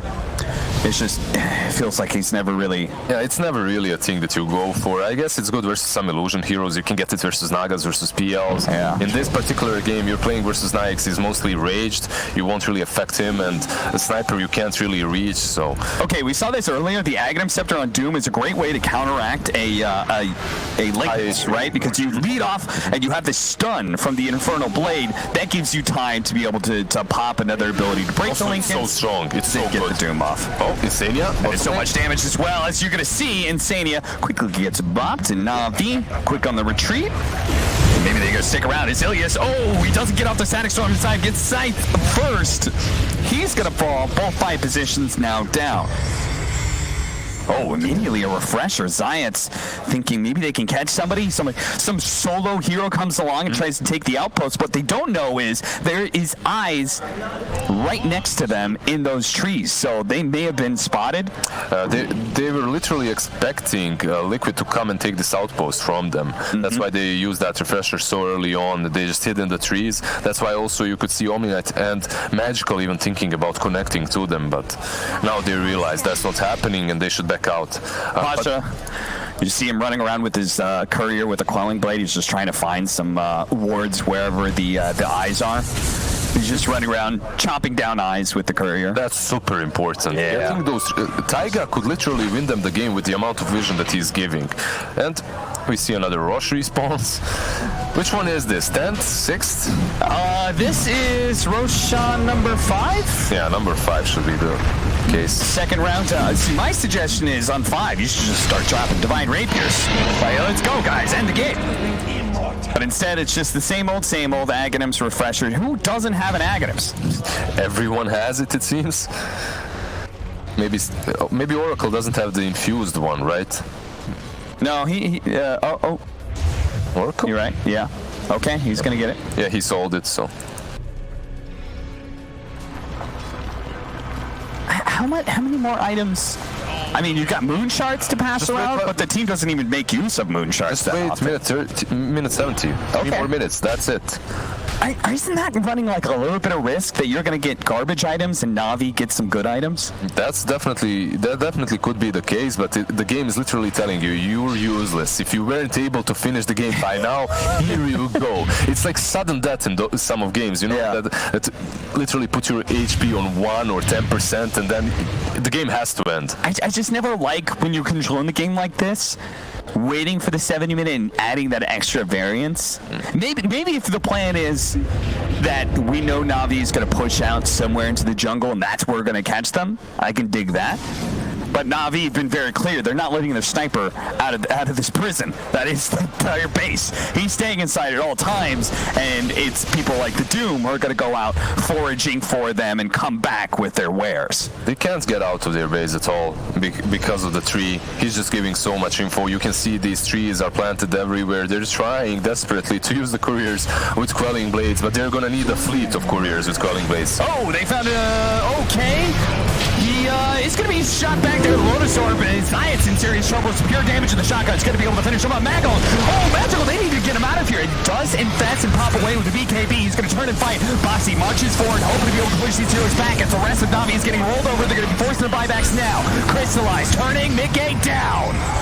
Insania pops his refresher shard too late to be able to save Mickey and give him that second ultimate. And now Na'Vi, these heroes are so slow, they're going to be able to catch up to them. Koifa, he's going to turn, pop his blade mail. Crystallize actually has some damage to be able to fight. Mickey bought back, and Na'Vi on the retreat. They say, this is our time. If we can just get out, boys, get out, we'll be able to hold this high ground and maybe give ourselves a chance at winning this game. Kinetic Field holding them back. They're going to have to take this 4 versus 5, though, as their Doom did die back. Yeah, now the question is, will Liquid push it, or will they go back and farm? I think they should. There's no Doom. For 100 seconds, they have to go right now. This is the chance. Yeah, you don't have to worry about that big ultimate, like surely. Is it? Oh, is it the chance? Is it? Mickey? I guess they're afraid. You just brought back on Morphling as well. You can at least try it with Koifa. He's got buyback. You know, just send the lad up there. You did it before, right? He runs up there, pops blade mail, hits the building, backs up. You know, do it, guys. Believe in yourself. What is this card here? Good lord, it's got Spirit Vessel, Refresher Orb, all kinds of crazy shit. Taiga jumping into the back line, hoping to be able to catch Magical here. He gives himself a little bit of vision with the eye there to be able to spot some heroes. This Overgrowth could come in clutch if Na'Vi move too far to the right. Koifa, meanwhile, needs to back up as the Oracle ultimate will pull him back up to full. Yeah, he heals up fully, and they need 25 seconds now for the Oracle ulti to come back online, and then they will have around 30 more seconds to go on that Braxis, because there will be no Divine Protection. They went the courier all the way to the other side of the map to be able to pick up another Divine Rapier boxing. He spotted Magical, but now he's right there, but he's just gone! He's got taken out! He does have buyback, but Na'Vi, they're gonna push forward, see if they can catch. Yes, they do! Glimpse back onto Koifa, Abyssal bladed up, controlled, and dead? Dead.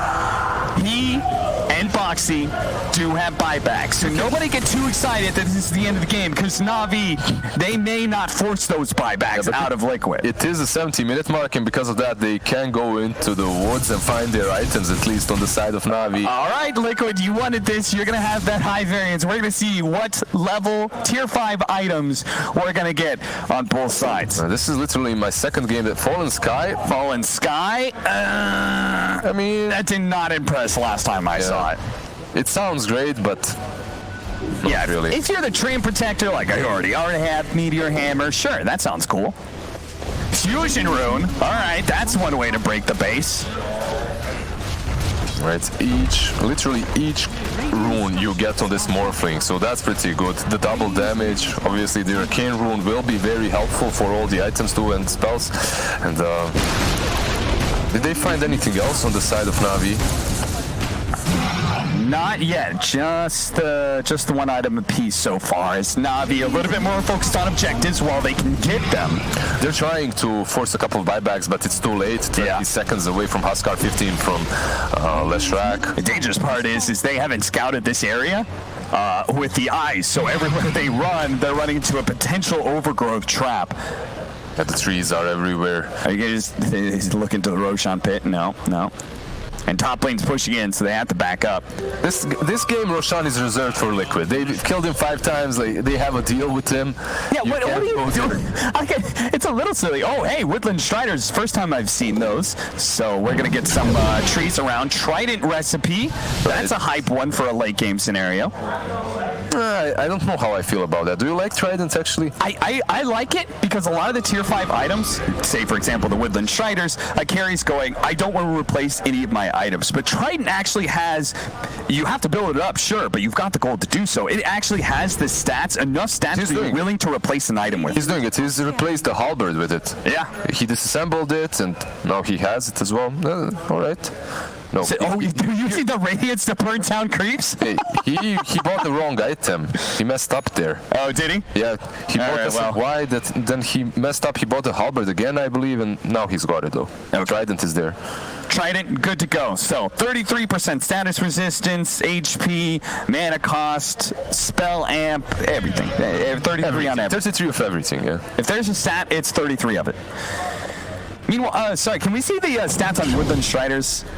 I know it's a little bit memey, but I don't know what Apex. That's an item. Morphling. That's an item right there. 80% primary attribute on a Morphling. All right, if there was an item that you needed to win the game on a Morphling, that's definitely... Oh, he's cruising, man. Yeah. Train Protector with Woodland Striders, 50% movement speed, and you could drop some trees everywhere you go. What a dream item. Dream item for the tree and dream item for the Morphling as well. I think they literally got the best possible items. Yeah, Apex with a double damage Fusion Rune and illusions and everything else. Like, how do you not take out the buildings with that? Well, if there is a way, I'm sure Liquid will find it. Just wait and see. If there is a way, we'll find it out. Na'Vi have not gotten their third item. I think Apex might be the best thing for them. I mean, it's the best damage-dealing item, and really, you just want damage. Yep, for the sniper, it would be pretty cool.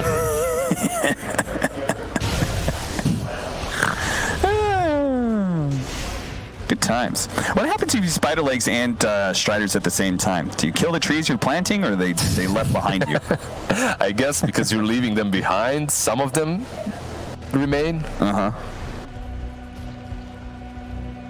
Can you use the Woodland Striders and just move around your throne and block it, and they can't attack it? Yes, you can. Right? Yeah. Yes, they will lose vision of the throne if you do something like that, and the creeps won't be able to hit it. The heroes won't be able to hit it. Look at these positions in which he's putting these trees right now. Eyes of the Forest. That is even down bottom, like in some very weird position, so that he can scout out the Doom.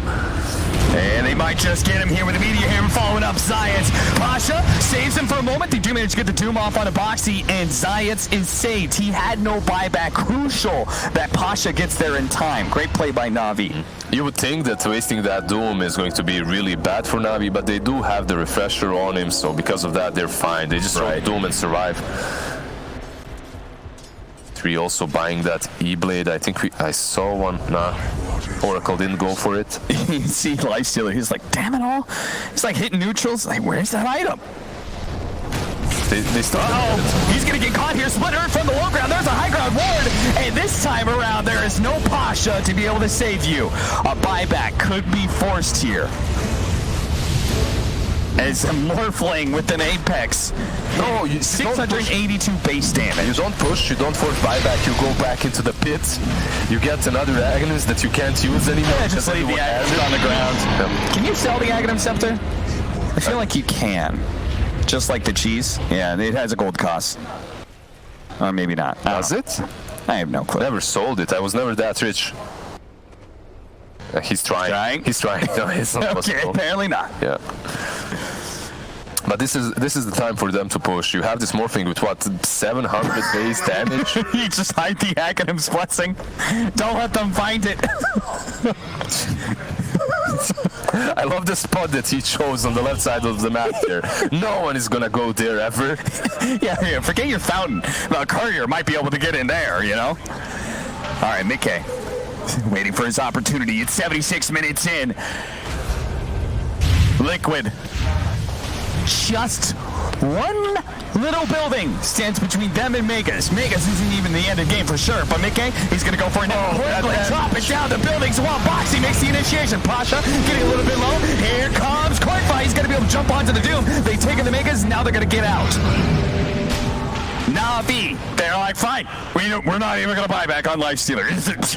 We care Megas? That Morphling with the 650 base damage plus 680 from the double damage hits for 1,200. Like, he destroys the base in a matter of seconds.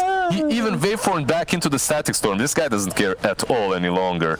And if you're a sniper, you don't hurt him. Even with that rapier, you're just not strong enough. If he gets on top of you, you will disappear. Look at this here. Mickey, on the left side, they're fighting, but Mickey, he just goes waveforms in because he has that smoke and invis rune, remember? 3 hits. 1, 2, 3, 4, 5, 6 hits on the other. Yeah, and shout out to Boxy just kind of like running in there with the Oracle ultimate to cause some chaos. That way, Morphling can stay full agility and hit these buildings. Level 30 on the Huskar. Let's get some additional range on him. Now the next test for Liquid. Can he take down tier 4s? Well, Boxy's looking for hero kills, but he made a step to it's not too far. He's going to be safe with the Oracle here. Deal a lot of damage to Pasha. Pasha getting lower and lower. Can he save himself? He does have a refresher, and he's going to be able to get out the purification. He'll be fine. Jumping on the Huskar. Pops his blade mail, but it's static storm going out. Magical touch way too much.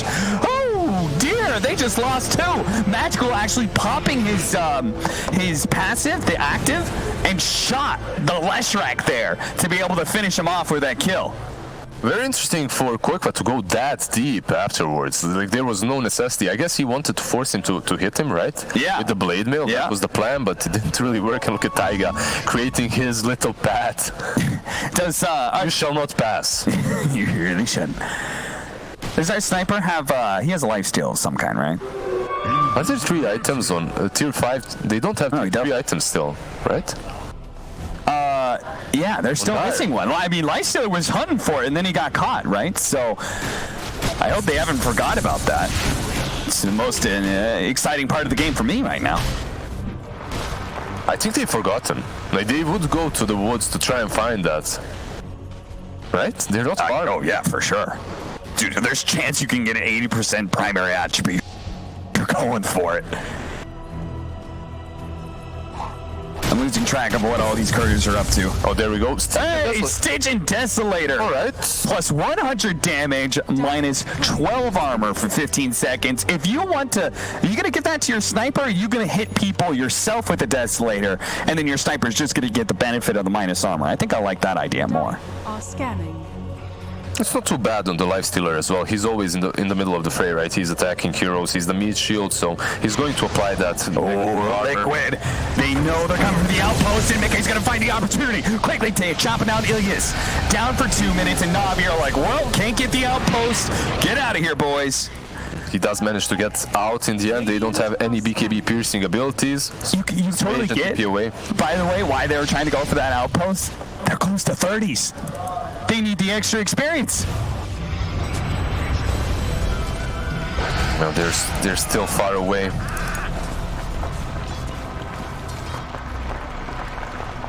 Dude, they need the Aghanim Scepter for a Lifestealer as well. That's oh, he doesn't even have a passive Moon Shard yet.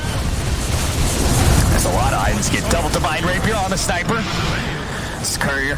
Oikwa. He's in front again. Yeah, he is, but oh no! They thought they were going to be able to jump on and quickly kill the sniper, but Mickey, he couldn't actually do enough damage. He's going to lose his first life. Quickly was saved by the Oracle. Can he actually help out Mickey here? With the waveform, he will manage to get back here.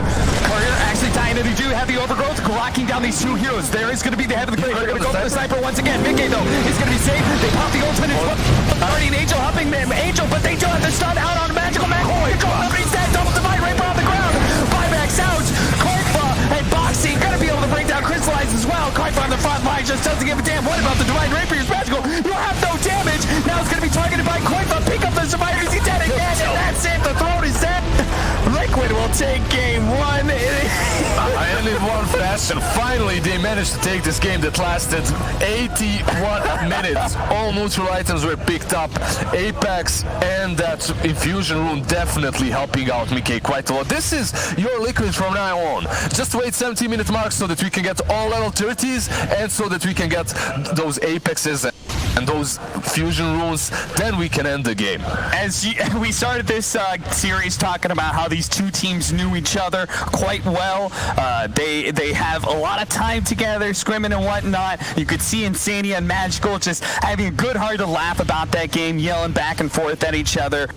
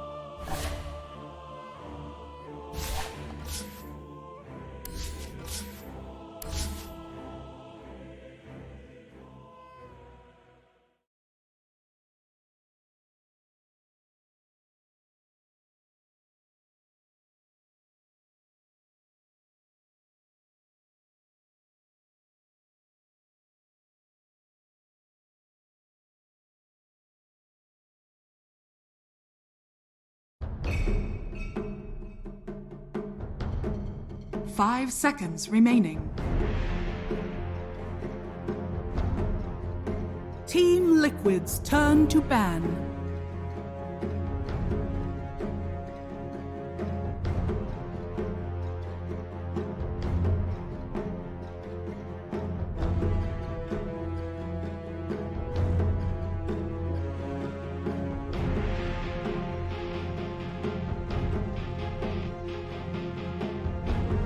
Seconds remaining. Dota 2, a game where you try to win your lanes, then you take some towers, maybe take a Roshan, go high ground, win the game.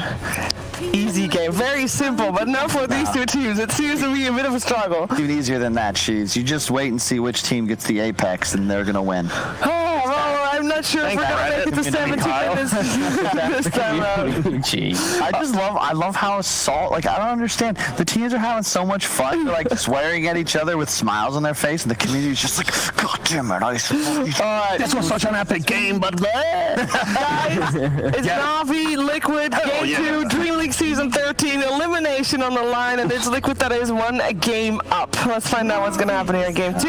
In terms of bans, we have another puck ban and a tiny ban for Liquid. Yep. No surprises there. Same thing Alliance did yesterday. Yep, and then for Navi, they banned the Timber and then the Lone Druid. They did the same thing previous game. They also banned out the Slark that time around, and it was Naga Siren that was banned by Liquid on this stage. A client has logged out. I think at the end of the day, your opening bans are best targeted at your enemies like niche picks that they play like top tier that you don't fully understand. Like they play them, you don't. So remove them from the pool. Everybody can play the broken heroes. You can find the counter picks. You can have something prepped in response. But a lone druid, you know what he's gonna do. But if he's just hella good at it, maybe you can't. They've got like 3 players that can play lone druid on Liquid as well. It's one of Koifa's best heroes too. Ooh, they banned out the Doom this time around, and I know Liquid has first pick, so at least they have the chance of picking up Disruptor or Naga, probably Disruptor in that case, unless Navi bans out that, because obviously people still really like Disruptor Naga as an opening. And IO was left in the entire time, obviously, because that first pick Disruptor kind of like really makes you think about that IO a lot more, even though IO is a very, very good hero.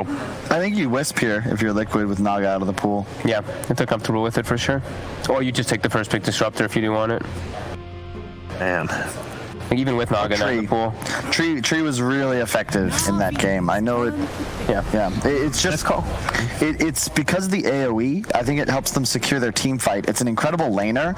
Navi really like the Drow as an example. You just run at them with Tree in the laning phase, and AoE root shuts down BKB timings. Like I really hate seeing drafts when it ends up you have 5 heroes, no one can do anything to a hero BKB. It just feels like a significant hamper. And Navi, they're fine picking the lifesteal into the Tree, but we just saw in that last game the Tree canceled like 5 of the rage TPs multiple times, so you think you're okay playing it, maybe you're not. There's a reason he got MVP, right? Yep. I prefer Manta Agi course personally. I think PL as an example is still really bonkers. Again, I can't believe like Lifestealer and PL both have talents for 20% evasion, but PL gets his at level 10 and Lifestealer is his at level 20. Like how does that make any sense? I told you that it got changed yesterday. Wait, what? It's 20 to 10 now? I was like, yeah, I got buffed like what is it, 15 to 20. You know the funniest part though is that I'm not going to name names, but I'll give you a hint. There's 2 carries that both come from Canada that always get the attack speed. 20 attack speed is worth what, 400 gold? 20% evasion is like 2,000. Is it Arteezy? Is it That's one of them. They both have 2 E's in their name. Well, there's one in the tournament, and there's one not in a tournament. Vibrant. Indeed. Oh, and in the first phase. Really good against Treant. Yep. And nice with Disruptor too. I like the amplified magical damage is always nice. Also good laner. This is comfort for them.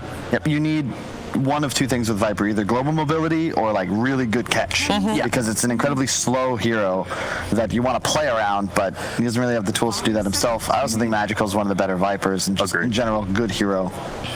Break mechanics are so few and far between. That's another thing that's really valuable in the game nowadays. Yeah, now it's like try to Huskar us, you know. Yeah, exactly. Good luck, we've got Viper.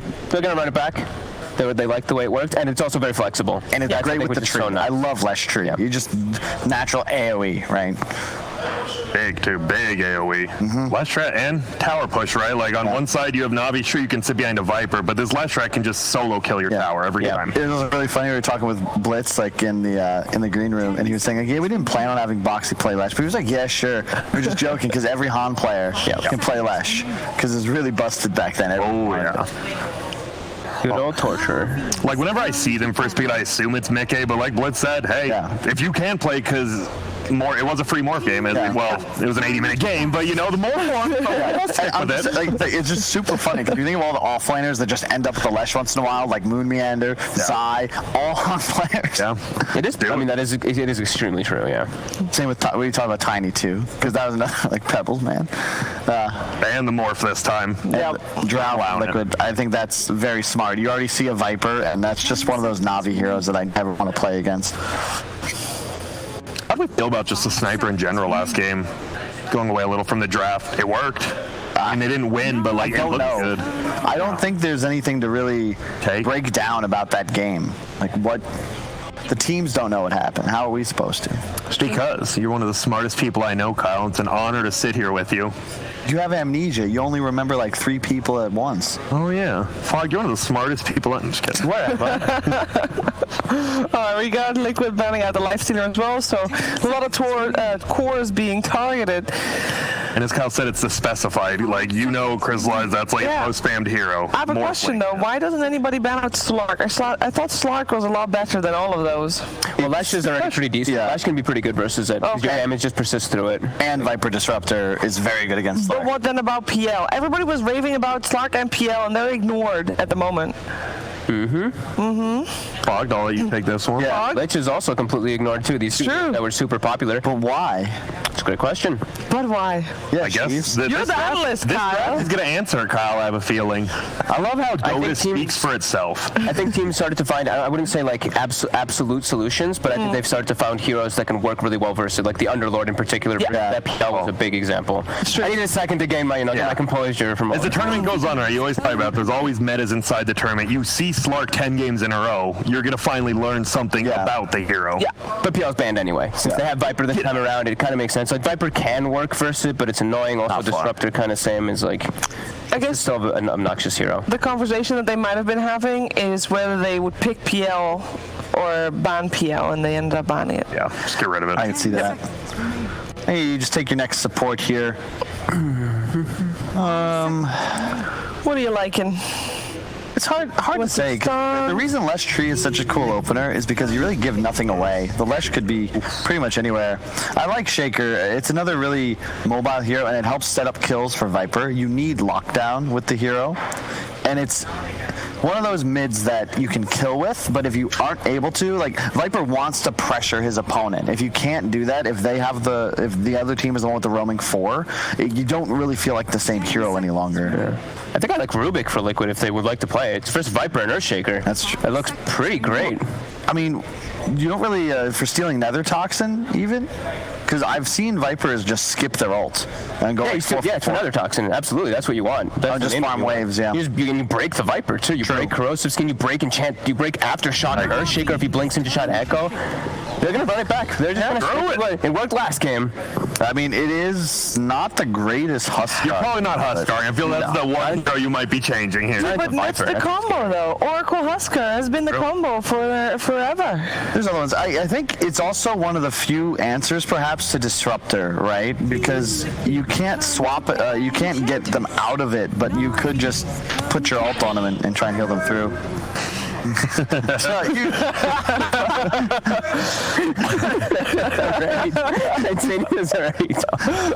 Foxy just gave me a thumbs up. Voice is just laughing. He's a spider. All right. I was about to say, I was like, that Enchantress pick, I love it in the offlane. And now you just got brooded. Yeah. This Enchantress hero does jack squat to that hero. Yeah. And so does Viper. Viper laning phase versus Broodmother.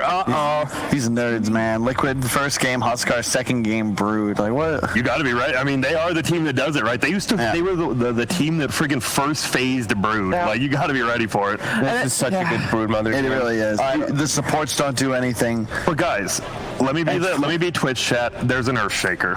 Whoa. Am I wrong? You're not wrong. I'm sure that. I mean, it is big AoE. Do you just how do you avoid like not getting all your spiders ulted? It's just your micro, right? You farm the jungle. You just leave your hero away, or what?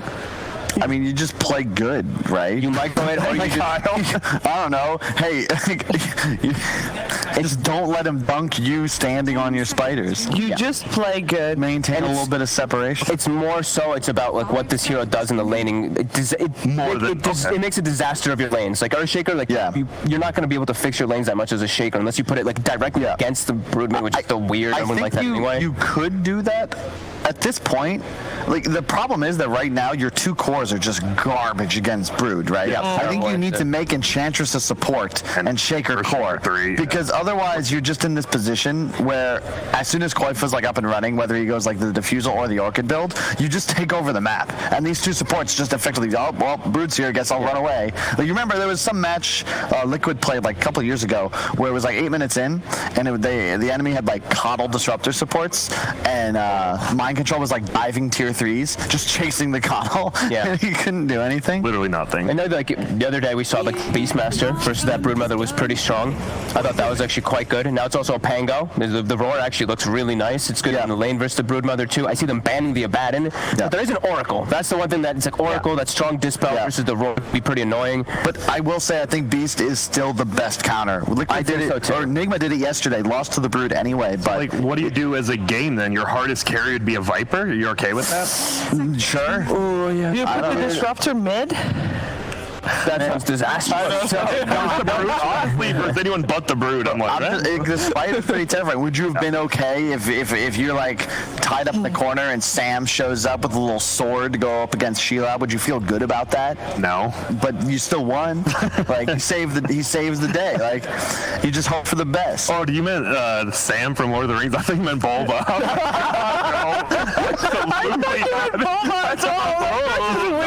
I knew Kyle was already doing a reference. I was already preparing myself for what it was going to be a reference. All right, guys. Last pick for Na'Vi. What do they need? Something to deal with the spider? I think it's like Monkey King.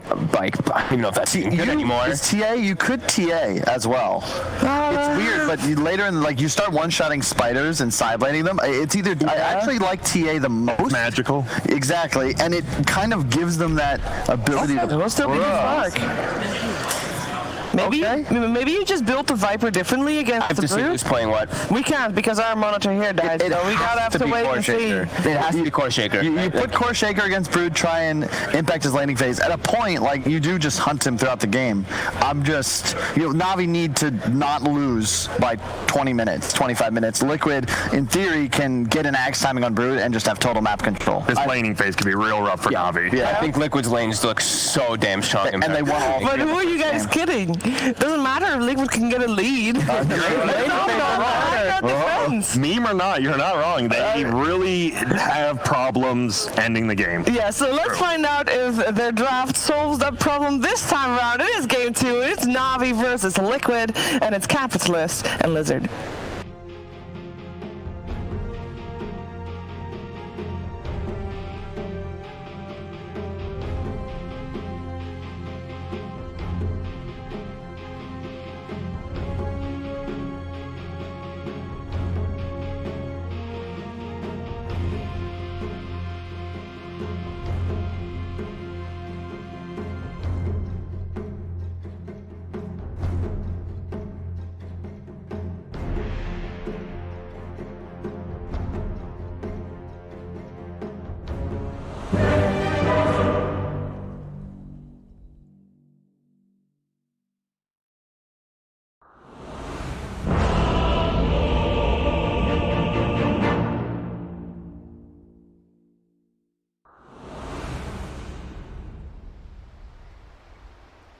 You're not afraid of spiders. That's what happened.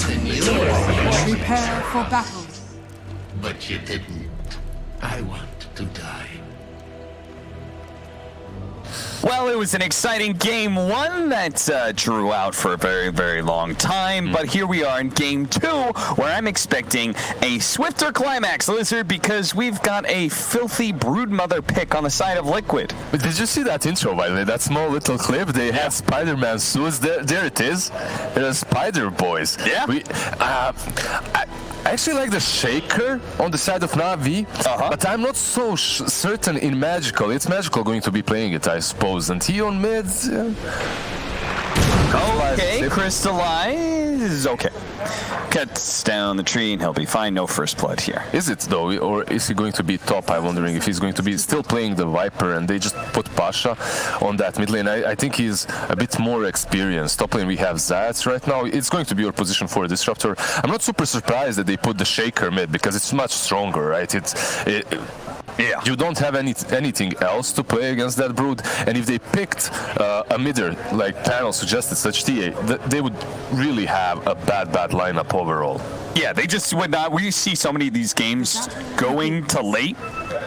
Like, I can't remember the last time a game actually ended by 25 minutes. You know, it's going at least 35, if not 45, 50. It's Liquid. So, don't be humble. Liquid. 40 minutes. Secure yourself some late game, and that's what Na'Vi does with a Slark pick. Yeah, it's Crystallized Slark. He's known to be really good on this hero, so we'll see how he fares. Overall, I think they have a solid team fight later on in the game. You have the Shaker, you have the Disruptor, you have the Nether Toxin as well.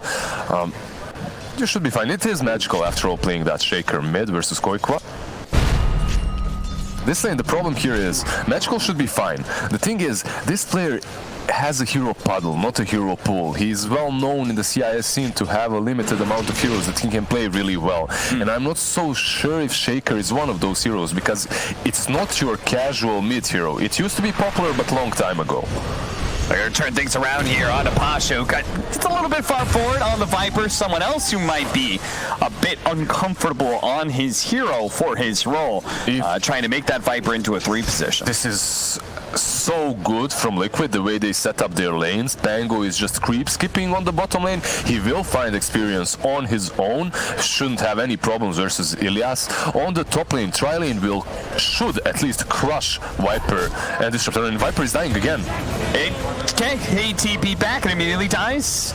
Walk of Shame it is. 2 kills already for Team Liquid. The Waddle of Shame. He's so slow on Viper. He's going to take ages to look at that. 278 movement speed. He's going to take ages to come back to the lane. And Zions, he's going to be pushed out and probably killed here. Split Earth lands. The slow from the Brambles is still there. And a couple of right clicks. They just set up their lane so well. Liquid. It's a problem when you pick Brood and they already have their mid, right? The Viper was supposed to go mid, and now they just set up their lanes in such a way that Viper is going to just feed. He can't really go top. Yeah, if they move that Earthshaker into a core role, it means they have to have a Enchantress 5, which can do nothing to stop Boxy as he continues to pull creeps and around the towers into the... That's why I love this last pick as well for Boxy. The last pick, Tango. They literally waited for that Viper. We're just going to escort him back to the fountain once again, it seems. One more hit. The heal comes in, but Taiga, that big fist doing 100 damage. But because it took him such a long time to walk to the top lane, now he has a TP on cooldown. Yay! We're back, boys. 2.5 minutes in, 4 deaths into the game, but by God, he's going to get his level 2. Eventually. Husband then going 5 denies on the Earthshaker. Not too bad there. Yeah, literally how that lane goes is Shaker should have an advantage and he should be able to deal with the Broodmother, but Brood just goes to the jungle and farms. And we've seen Beast Coast and what they did with that Brood. He literally just went to the jungle, got his Orchid and dominated later on. Well, Pasha got level 2, but he also got his 4th death, so... It's fine. He has no legs. He's working out those wings. Yeah. Wants to have a bigger wingspan, just, you know. He's building out the killing spree on Taiga, so when they finally do kill him, he's worth a lot of gold and experience, right? It's next level. We don't understand this. It's beyond our expertise. I got warding so deep already. He understands that they're just dominating this lane and they want to continue doing so. Yeah, what does a Viper do if you can't lane? Well, apparently try and jungle. He has a stack there, so perhaps they can jungle together. It's not the worst thing to... I mean, it is one of the worst things to do. Maybe feeding in the jungle. Could be. As Taiga's gonna show up, slows him down, hit him once, gets the Orb of Venom, and can he follow it up with more into the tier 2? Taiga wants the kill, and he'll have that dominating streak for him, but Zayats gets the kill in return, 360 gold. He just got level 4. Good amount of experience, yeah, he just got a lot for that. 2 levels, okay. Feeds on the lane, feeds in the jungle. It doesn't look well for Pasha. Hey, just got another 100 gold for the ward that they found as well. At least Zayats is having a good time, so perhaps with that fast level 6 on Disruptor, he can make some moves. We have seen Disruptor... You know what, actually? We have seen Disruptor cores and Viper supports in this batch, in this tournament, so, you know, just switch it up around, make the Disruptor the farm priority hero, and you're fine. Yeah, Pasha, you're support now. Take some tips from Fada on how to play Viper support. Navi, you're going to be able to get both bounty runes at top. Boxy, he tried to get one at bottom, but sadly, no such luck there. Oh, okay. Missing out on the growth. Yeah.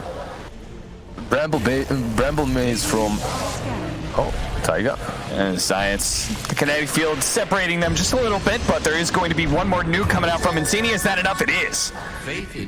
Magical, he's going to show up. Fisher blocking, but he's by himself here.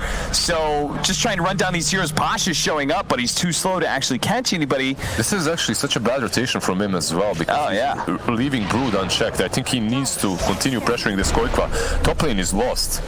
You should forget about that lane. Yeah, there's no recovering that one. There's no recovery definitely on this top lane. You need to handle the other 2 lanes. And got all this experience on his Zayats, but now he's going to die twice now to Insania. Taiga and Insania aren't even playing in the lane, and they're both level 3, soon to be level 4, because they keep getting so many hero kills. And you can see them. They're just rotating in that part of the jungle that's free for the Viper to farm, so he can't get absolutely anything. What level is he? 3? 2? He's level 3.5. That's something, at least. He has boots, raid band. Actually, much more than I expected, considering he died 5 times already. 5 times in 6 minutes. This looks like my average pub and my average Viper. Well, comparing it to Boxy, it's not a good show. Boxy is 19-2, so similar CS, but he's level 5 over here. Mostly because, you know, he has an answer to Slark. If he gets pounced on, he can just shield crash over the pounce, again, break it. As shield crash, away. Buckle. Yeah. And he's constantly just pulling the creeps as well. He's fine on that bottom lane. I think that's why the Pango was such a brilliant pick for them, as it's one of those heroes that can just stand alone on that top lane and still get some farm and experience. He doesn't have a lot of farm, but XP is there. Guys. Leave Pasha alone. Hey, they are going to be able to get the glimpse sack. That should be a kill, as Ilias is going to try and get it, but the push forward from the last not enough to get Zayats, and this time around, Magical comes up with a rotation that's well worth it. That was such a good rotation too. They get Mickey and they get the Treant. And you know what? We're talking about how Viper is suffering, but look at the net worth. He's actually above the Pango, and at the same time, the levels aren't really far apart. Pango is what, level 5? Maybe level 6 now, but they're close. Okay, so level and a half advantage for Boxy. That's quite significant. But net worth is similar. That's only significant if you do something with it. We'll have to see what Boxy does with his ultimate now that he has it. For the most part, he kind of wants to just farm up some more Royal Jelly for Koifa. Mana regen is always nice for a Broodmother, as he's a hero that gets a lot of issues with that. As you said, just mostly farming jungles with the spiders. No reason to get close to Magical in his Echo Slam. Yeah, you can't. He maxed out his passive, and if you get caught by one fissure next to all of those spiders, at least you'll feed all the spider wings. Yeah.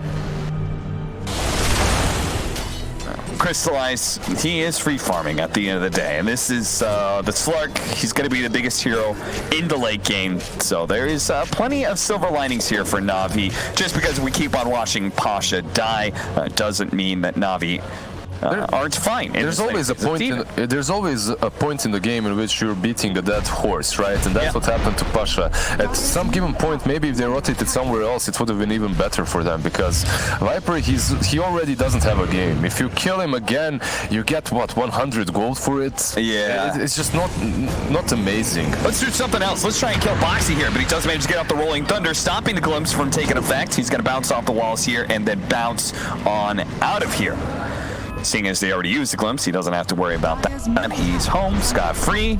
Well, Magical starts putting some pressure on the tower because Koifa is not able to defend with the spiders. It's funny how this matchup can actually turn the other way, and Magical might be able to be the one taking the tower first, but it's Mickey at top. It's usually what we see, right? We see Brood Mothers dominating the mid lane, but then if they're counterpicked by some Shakers or Tinies or like Soft Beastmaster, because they're the ones that lose the tower earlier. However, if they get that diffusal BKB fast and on time, they can still make a lot of impact and join these mid-game team fights. Yeah, Orchid as well can be really effective for this game against Earthshaker. I'm not sure if Magical's gonna... Yeah, he's gonna go straight for the Blink Dagger. I'm assuming Aghanim's is still on the menu later on. Yesterday, I think it was yesterday or the day before that we did see the Orchid. Glimpse back, Static Storm. They're gonna be able to bring down Bo3. We saw the Orchid on the Brood Mother and it was super effective. Oh yeah. But in this game, Diffusal I think is also quite alright. Yeah, you always love Diffusal Blade against string cores in general. You like it against Slark, just be able to. His mana is such a key component to who he is as a hero.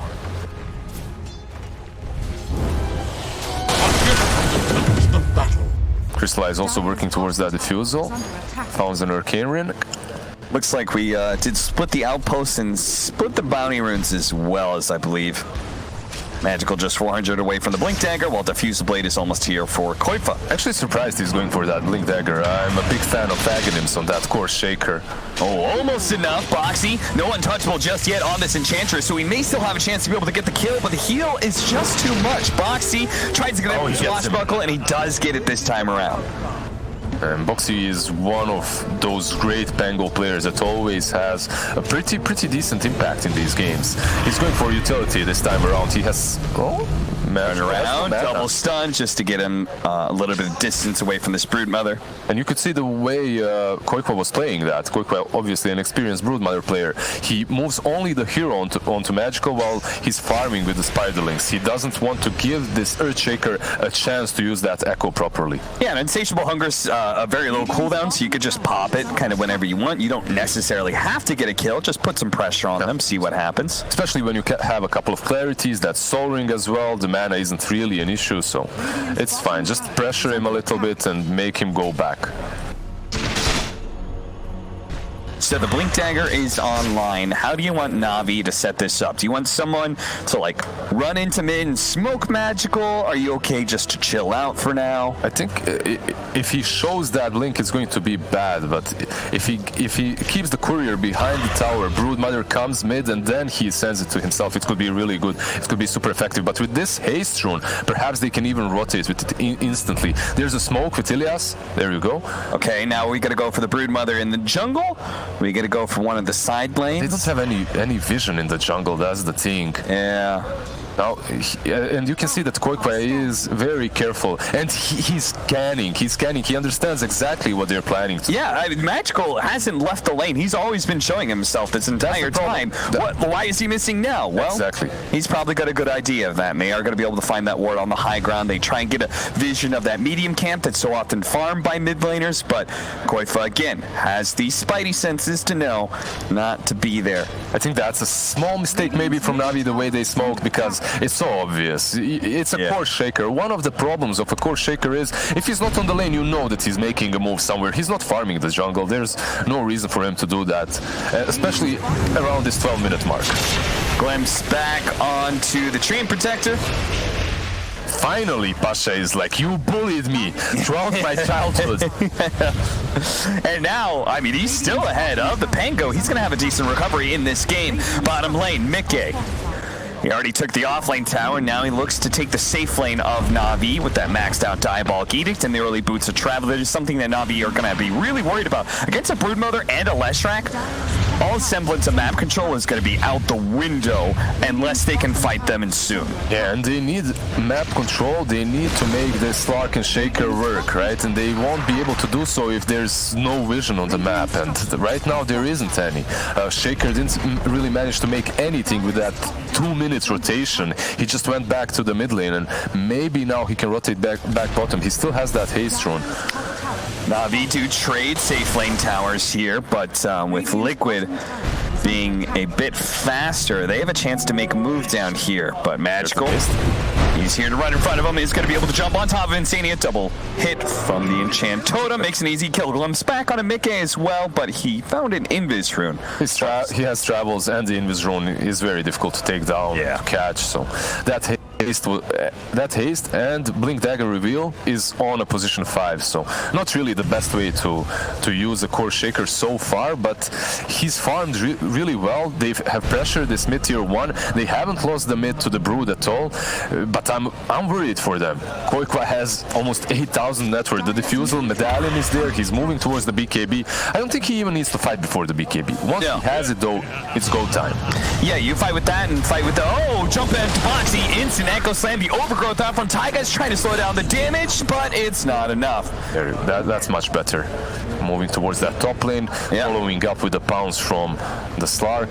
They get a really nice kill there on Boxy. And they need this Slark to have a good game too, because they picked this Slark into a Leshrac, so he's going to need one of those BKBs around the mid game. He won't be able to stall it up very long like many carries do, right? They're like, let's go 4th item BKB. In this game, you got to no BKB at all on some heroes right now.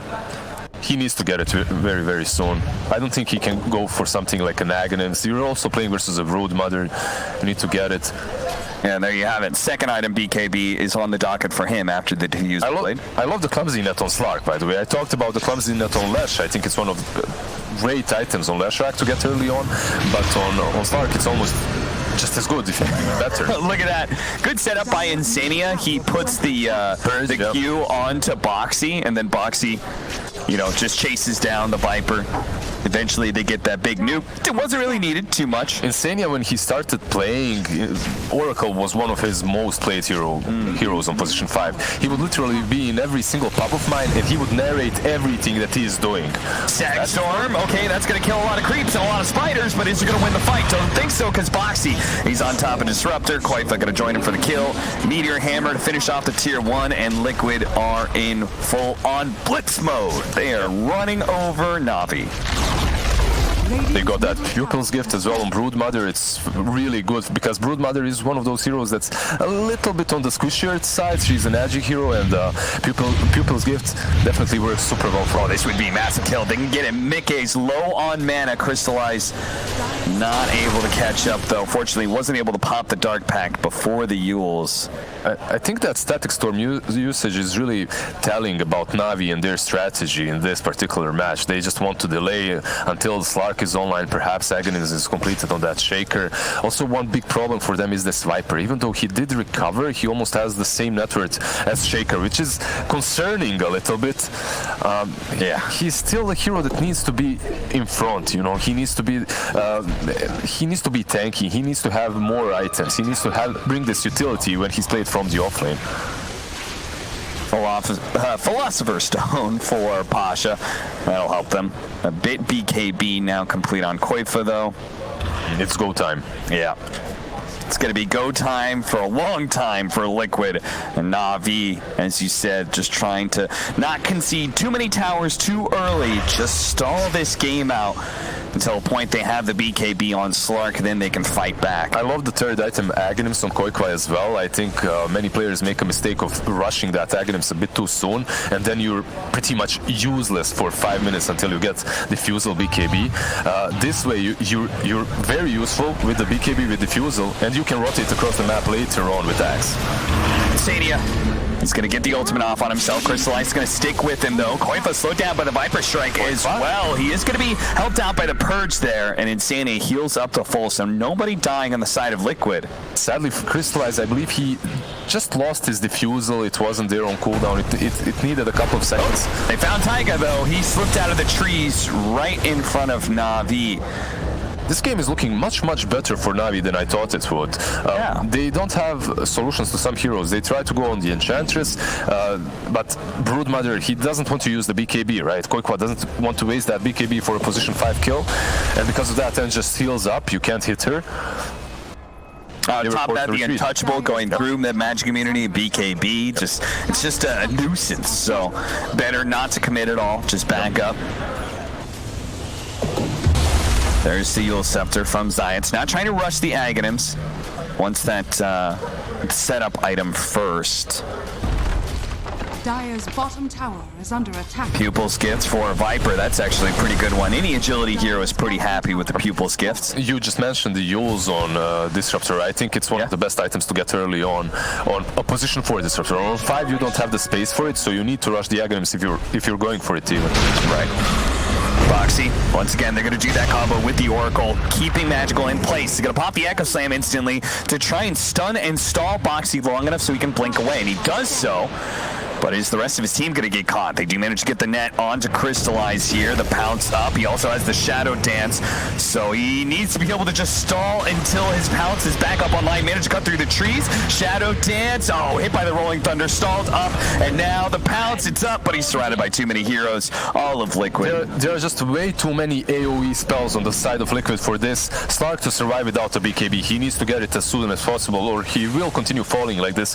Also, a very worrying thing is the fact that they didn't even have a possibility of that Broodmother to join them around that shrine because he didn't have enough webs. He couldn't get there. And they still just take a easy pick off on their carry Slark and move away.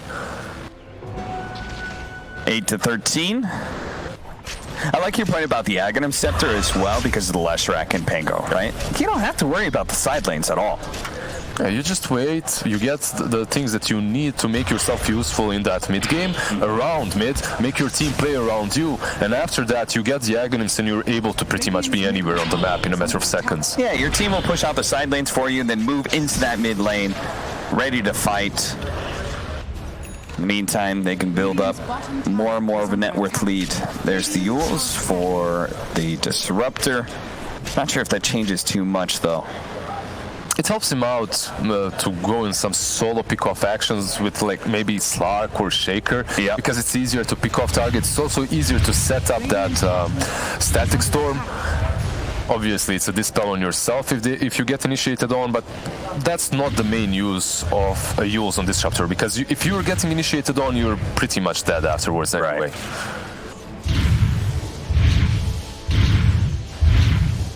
Oracle.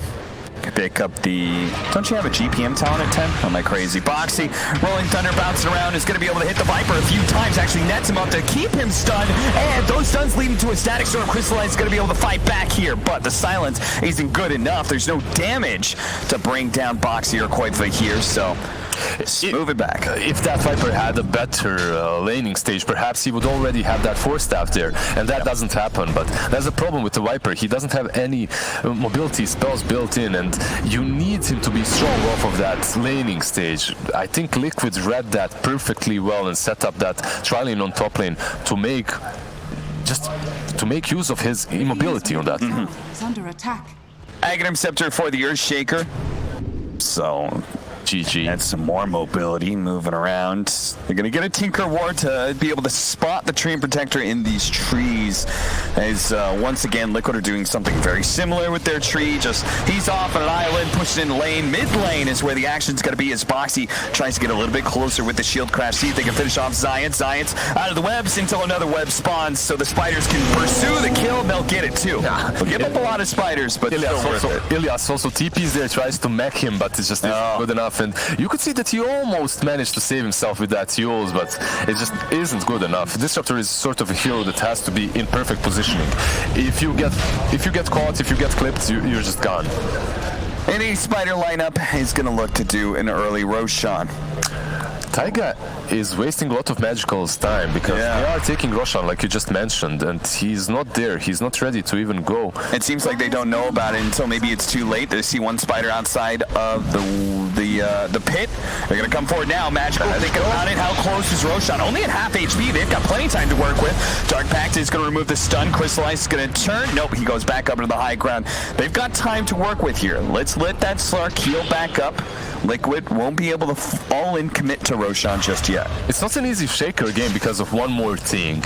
You have Treant and you have Broodmother and Pango. They're just so elusive. They're able to walk over the cliffs as well. Well, Swashbuckle and the shield on Pango, but you have pretty much unobstructed mobility on Broodmother and Tree. So they're never really stuck together. They don't really care about clutch positioning. Jump onto him. Insania already picked off a big kill, but Boxy's getting the chainstone on some of these heroes. They're going to go for this Slark. See if they can surround him, follow up, chainstone. And Crystallize is indeed dead. Now the turnaround is Static Storm, Kinetic Field, trying to keep some of these heroes back, but Koitfa goes down the cliff, pops his BKB, and starting to target Ilias. Maybe, okay, he's still going to go for that Enchantress, won't have the damage to do so, thanks to Untouchable. That was the slowest attack ever. I don't think Koitfa knew about the BKB interaction with the new Enchantress. He pops it and tries to hit him, but it obviously will not work. Yeah, it's one of those situations where, like, he didn't have a good target at all. So maybe, you know, he didn't need to pop the BKB at all. Can't go for the Enchantress or the Earthshaker at this point as Broodmother, so... It does mean those two pickoffs, especially that kill on a Crystallize, that's going to be enough for them to take Roshan and give an Aegis for Mickey. Okay, I love this. I think Koikwa is very difficult to take down. He has that BKB, almost has the Aghanim completed as well. The Courier is already here, 50 gold remaining. And Lesh is probably the main target for Na'Vi to take down easier. Taiga farming so much with his Meteor Hammer that he now has a Blink Dagger, so he can join his team and be a lot more effective in team fights, getting the positioning for Overgrowth. Fraggy Code picked up by Pango right now. He can carry it, he can also give it to Lesh. Probably, I think to Lesh, right? It's such a good item on him. If he has item slots, that is. Yeah. Yeah, I would agree, especially since, like, when he is initiated on by the Earthshaker, it's going to come with a lot of physical damage from that Enchant Totem. So that survivability could be key. They have their Overgrowth on a Magical here. The follow-up Meteor Hammer to keep him chain stunned. Then Mickey will hit the Split Earth as well. See if they can overwhelm him. But the Suns just aren't going to be good enough. They needed to chain a little bit better because otherwise they didn't have the damage. Ilias, he may be run down here as Mickey looks to be able to finish him off with all this AoE damage. The heals will eventually wear out. But now Mickey and his mana has worn thin. He's going to turn back though because he's got Boxy rolling on in. Does manage to get the net onto Crystallize. A Force Staff gets him away from that chain stun. He's going to be able to get the BKB and pounce himself away. So it's only a 5 position that dies from Na'Vi, not terrible. 5 position that dies from Na'Vi, they also forced the BKB from Crystallize, but they should be happy with the way that ended as Broodmother was rotating in. They do manage to get out in the end. I think they also gave away the fact, yeah, the ward got devoted instantly on that bottom cliff because Enchantress, while Ilias was dying, he slows the tree and so he can't help out with the Slark Pursuit. Right. Good call by him and his dying breaths to help where he can. Mickey will finish off this tier 2, leading to an 8,000 net worth lead for Team Liquid. And they'll fire up next for Koitfa. He'll go back for the full... what's that? Mindbreaker on Broodmother as well, that's pretty... Oh, yeah. So he doesn't even need the Orca necessarily.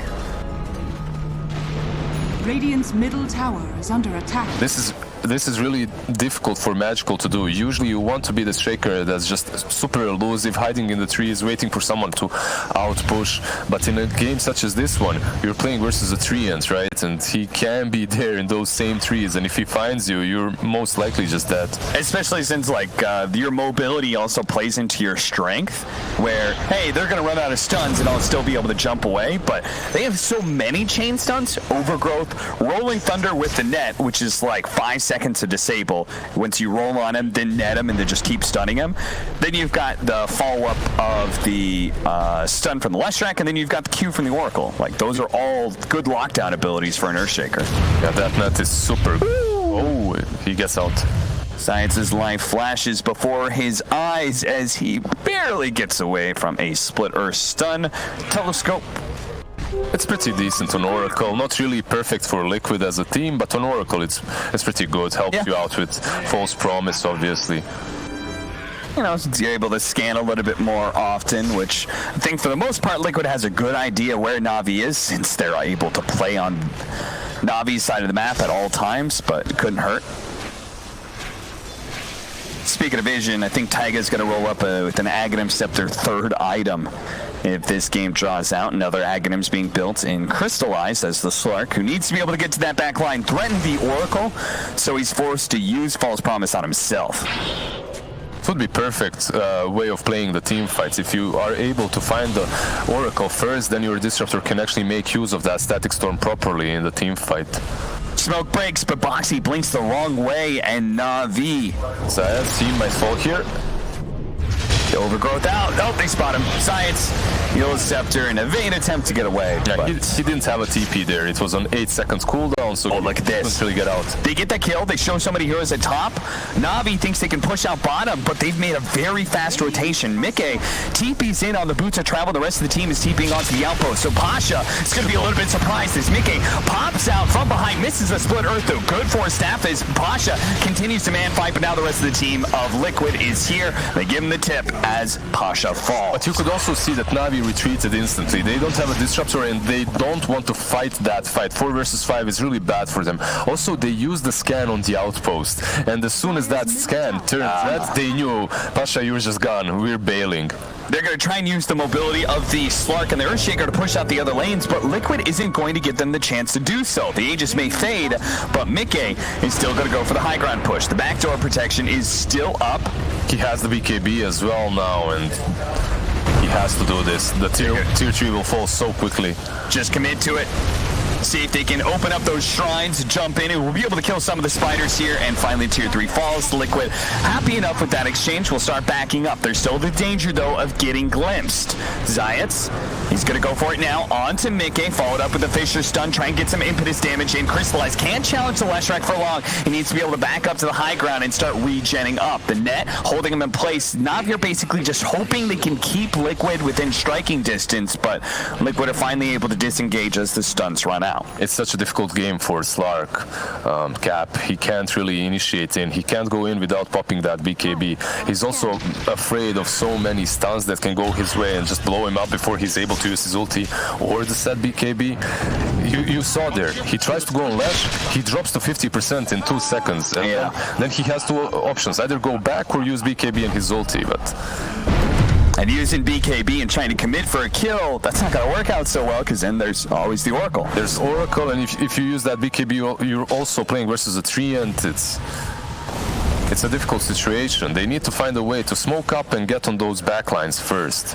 It's definitely a lot of options going the way of Liquid. When it comes to these team fights, Na'Vi a lot more limited as they scramble to find whatever farm they can. I don't even see the way for Na'Vi. They have to be, like, I don't know, super genius in some sort of a way to approach Liquid, because you have this Treant always. Taiga is amazing with his positioning. Whenever you see Leshrac on one side of the map porting to outpush, Taiga is literally always in between them and the possible vectors of danger, right? He just stands there, and if anyone approaches, he's going to break that smoke, and Lesh is fine. And even if you do find that team fight, there's the double saves now. There's going to be the Oracle save that comes in, but then there's also Boxy, who has built a full sustain lineup. He's gone for Pipe, now he's going for Guardian Greaves. Like, he feels like he doesn't need to do the damage, because he can depend on the Broodmother and the Leshrac to provide it for him. Magical is almost out of mana here. He's going to have that Diffuse Blade. Echo Slam goes out. Now he is entirely out of mana. Mickey is going to be able to land that stun onto him and follow up Rolling Thunder just to make sure there wasn't going to be a team fight. That Echo was tragical right there. You don't have an Echo to defend the high ground right now, and that means Liquid are going to approach it with some confidence that they've gained after a Game 1 victory. Orchid not here for quite flat, but he doesn't need it to be able to bring down this melee barracks. I'm so hyped. I can't believe I'm seeing Liquid taking Rax's sub 40-minute marker. I'm just hyped. A successful high ground push by Liquid. Deny from Pasha on the range barracks. That's because Navi, they can't even hope to fight, really. They're going to go for the statics. Oh, he still had the net. So he didn't get a chance. He figured out, well, I can silence him and then I'll be fine. But Taiga does fall in the back as he was left behind. Yeah, that glimpse back pulled him into a bad situation. But overall, if you're Liquid, you're completely fine. Position 4 for 4, and you took the side. You found Zaz that was trying to be a little bit sneaky there, maybe creep skip, maybe farm behind enemy lines. And they punished him instantly. Radiant's top shrine. Slark so far has had very little impact, but Shaker even more so. They're looking at Koifa right now and being like, damn, that guy's kind of farmed.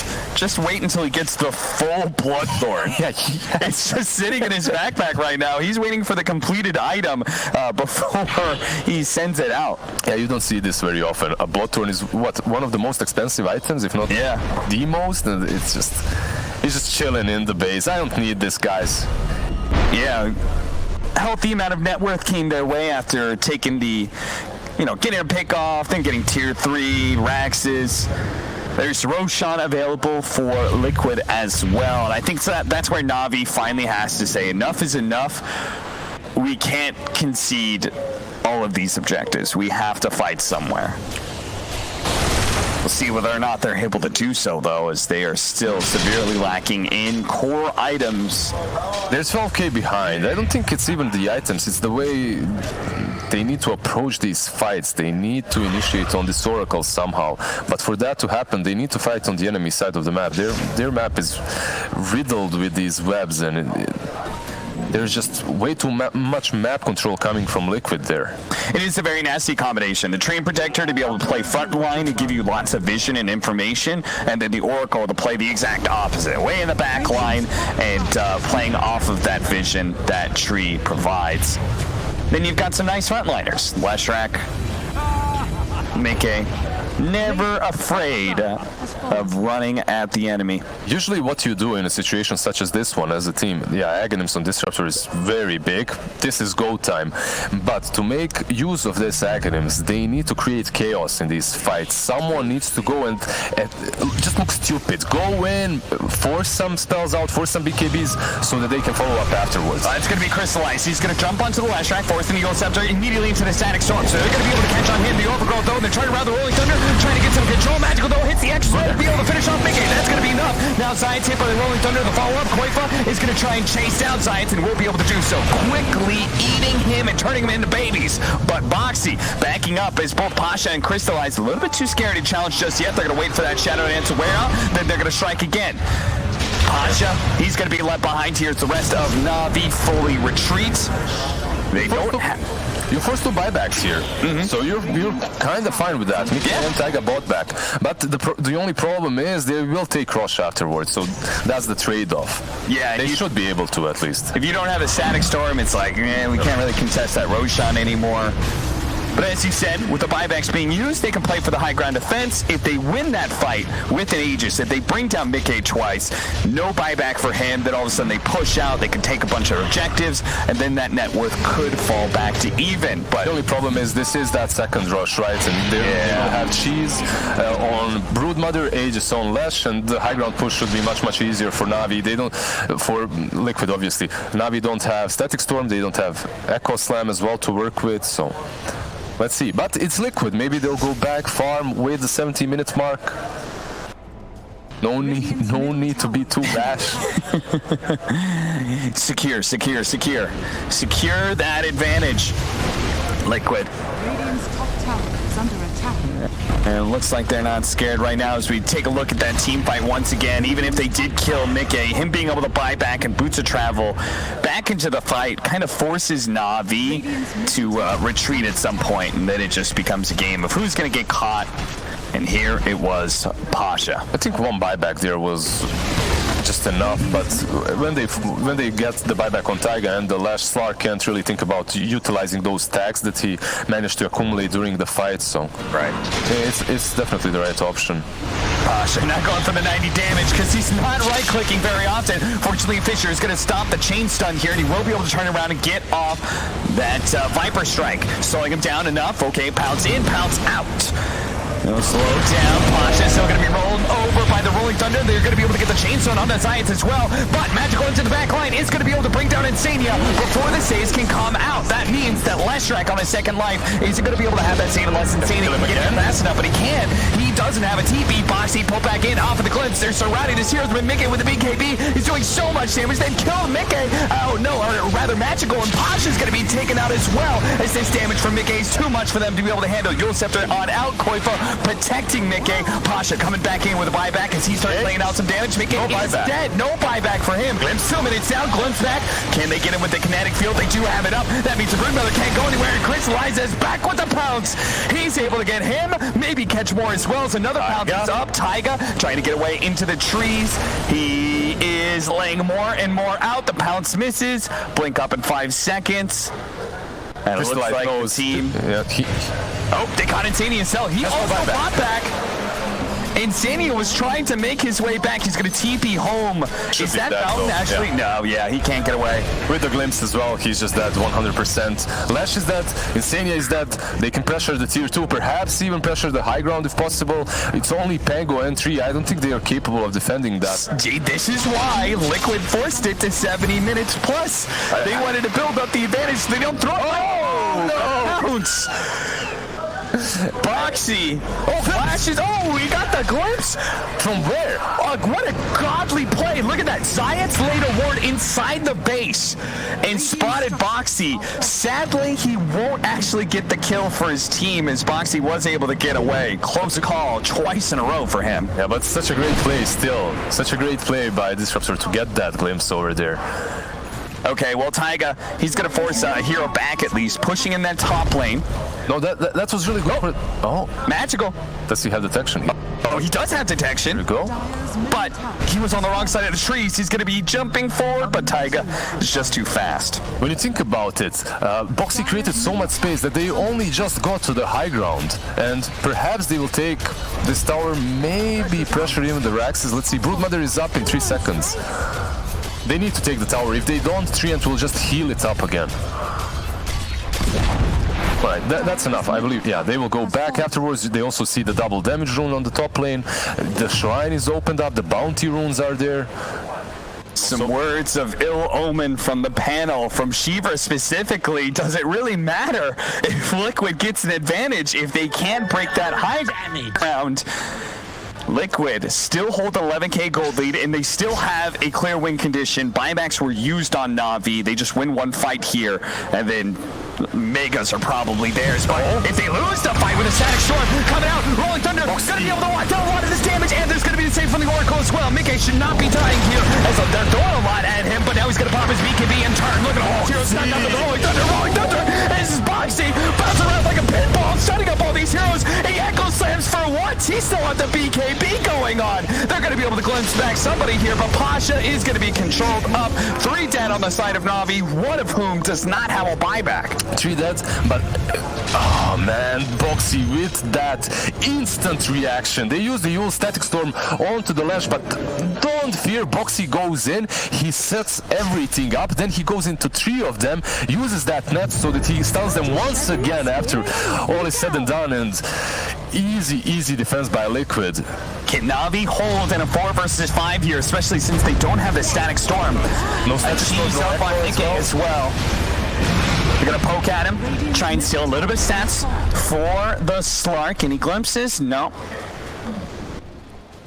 Not just yet, but a clear bait from Liquid, right? Putting Mickey on the front lines with an Oracle ready to go, and Boxy just with the counter initiation, that was beautiful. He's also smoked up in the back, so he can initiate. There we go. Jump forward, but he does try and jump in onto Crystallize. Doesn't get that chain stun. Crystallize popping his BKB. Now the Shadow Dance. So much AoE damage to go from the last strike. He's going to have to get away as BKB starts fading out. Magical needs to be able to enchant Totem out as well. He's going to be good, but Ilias is not. Ilias dead. 2 heroes with no buyback now. Is Liquid look to be able to close in out 2 lanes of barracks? You don't have the BKB on Slark as well. You don't have his ultimate, and because of that, he can't engage. So you're pretty much fighting 2 heroes that can't do anything. That's Disruptor and Shaker. So they take another side and they move straight to top. There should be nothing to stop Liquid here. All they have to do is stay spread, stay aware of Magical, but they group up a little bit. Magical not making that jump. Has the Echo Slam ready to go. Yule sceptered up though. He's going to try and jump in the air, immediately split Earth down, and look at this magic damage just raining in. No chance to be able to get off the Echo. He does buy back. He wants to be able to still take this, but Liquid maintain a composed spread. Not grouping up too much and all landing for the Megas. They're going to let Mickey do his work. Crystallize tries to challenge him, but it's too much. Now Megas are up, and Mickey's going to continue to fight, see if he can take down Pasha, who TP'd in to be able to fight this one. A force staff to be able to get him away. Crystallize into that back line, hit by the split Earth, but it doesn't matter with the Shadow Dance. Dark Pact, he's able to take it off, but it also doesn't matter because he does no damage. Boxy gets on top of him, but a Dark Pact and a pounce away does save everybody on Na'Vi. But what does it matter if you're faced up against Megas at 43 minutes? They're just struggling to find use of this Earth Shaker. He uses that fissure really well. He catches 2 of them, but later on he doesn't initiate, he gets used, and he just dies. At the same time, what he was trying to do there is delay, right? If they kill him, perhaps they waste a couple of extra seconds for that Viper to respawn, but they just kill him too quickly. They're 20k ahead, and it's not really a problem to take down a puny Shaker when you have Blood Turn on that Broodmother. He falls in a matter of seconds. Flicker for Boxy. They have so much mobility, but they're finding it. They're still finding it hard to breach those backlines of Liquid. They did it a couple of times, and you could see it. It was looking great for them. They won a couple of teamfights. You could see a small swing back in their favor, but then they tried to go on that last track. They tried to team fight the way they used to before. They get baited, Oracle uses false promise, and then you can't kill anyone. When was the last time like Insania felt really threatened when they were attacking high ground? Exactly. You know? That's the last time he died, when he bought back as well. He died once in the woods, but that was just a pick-off, not really a team fight.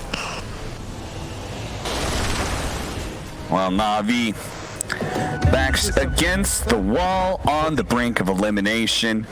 We'll have to fight it out here. Near impossible odds.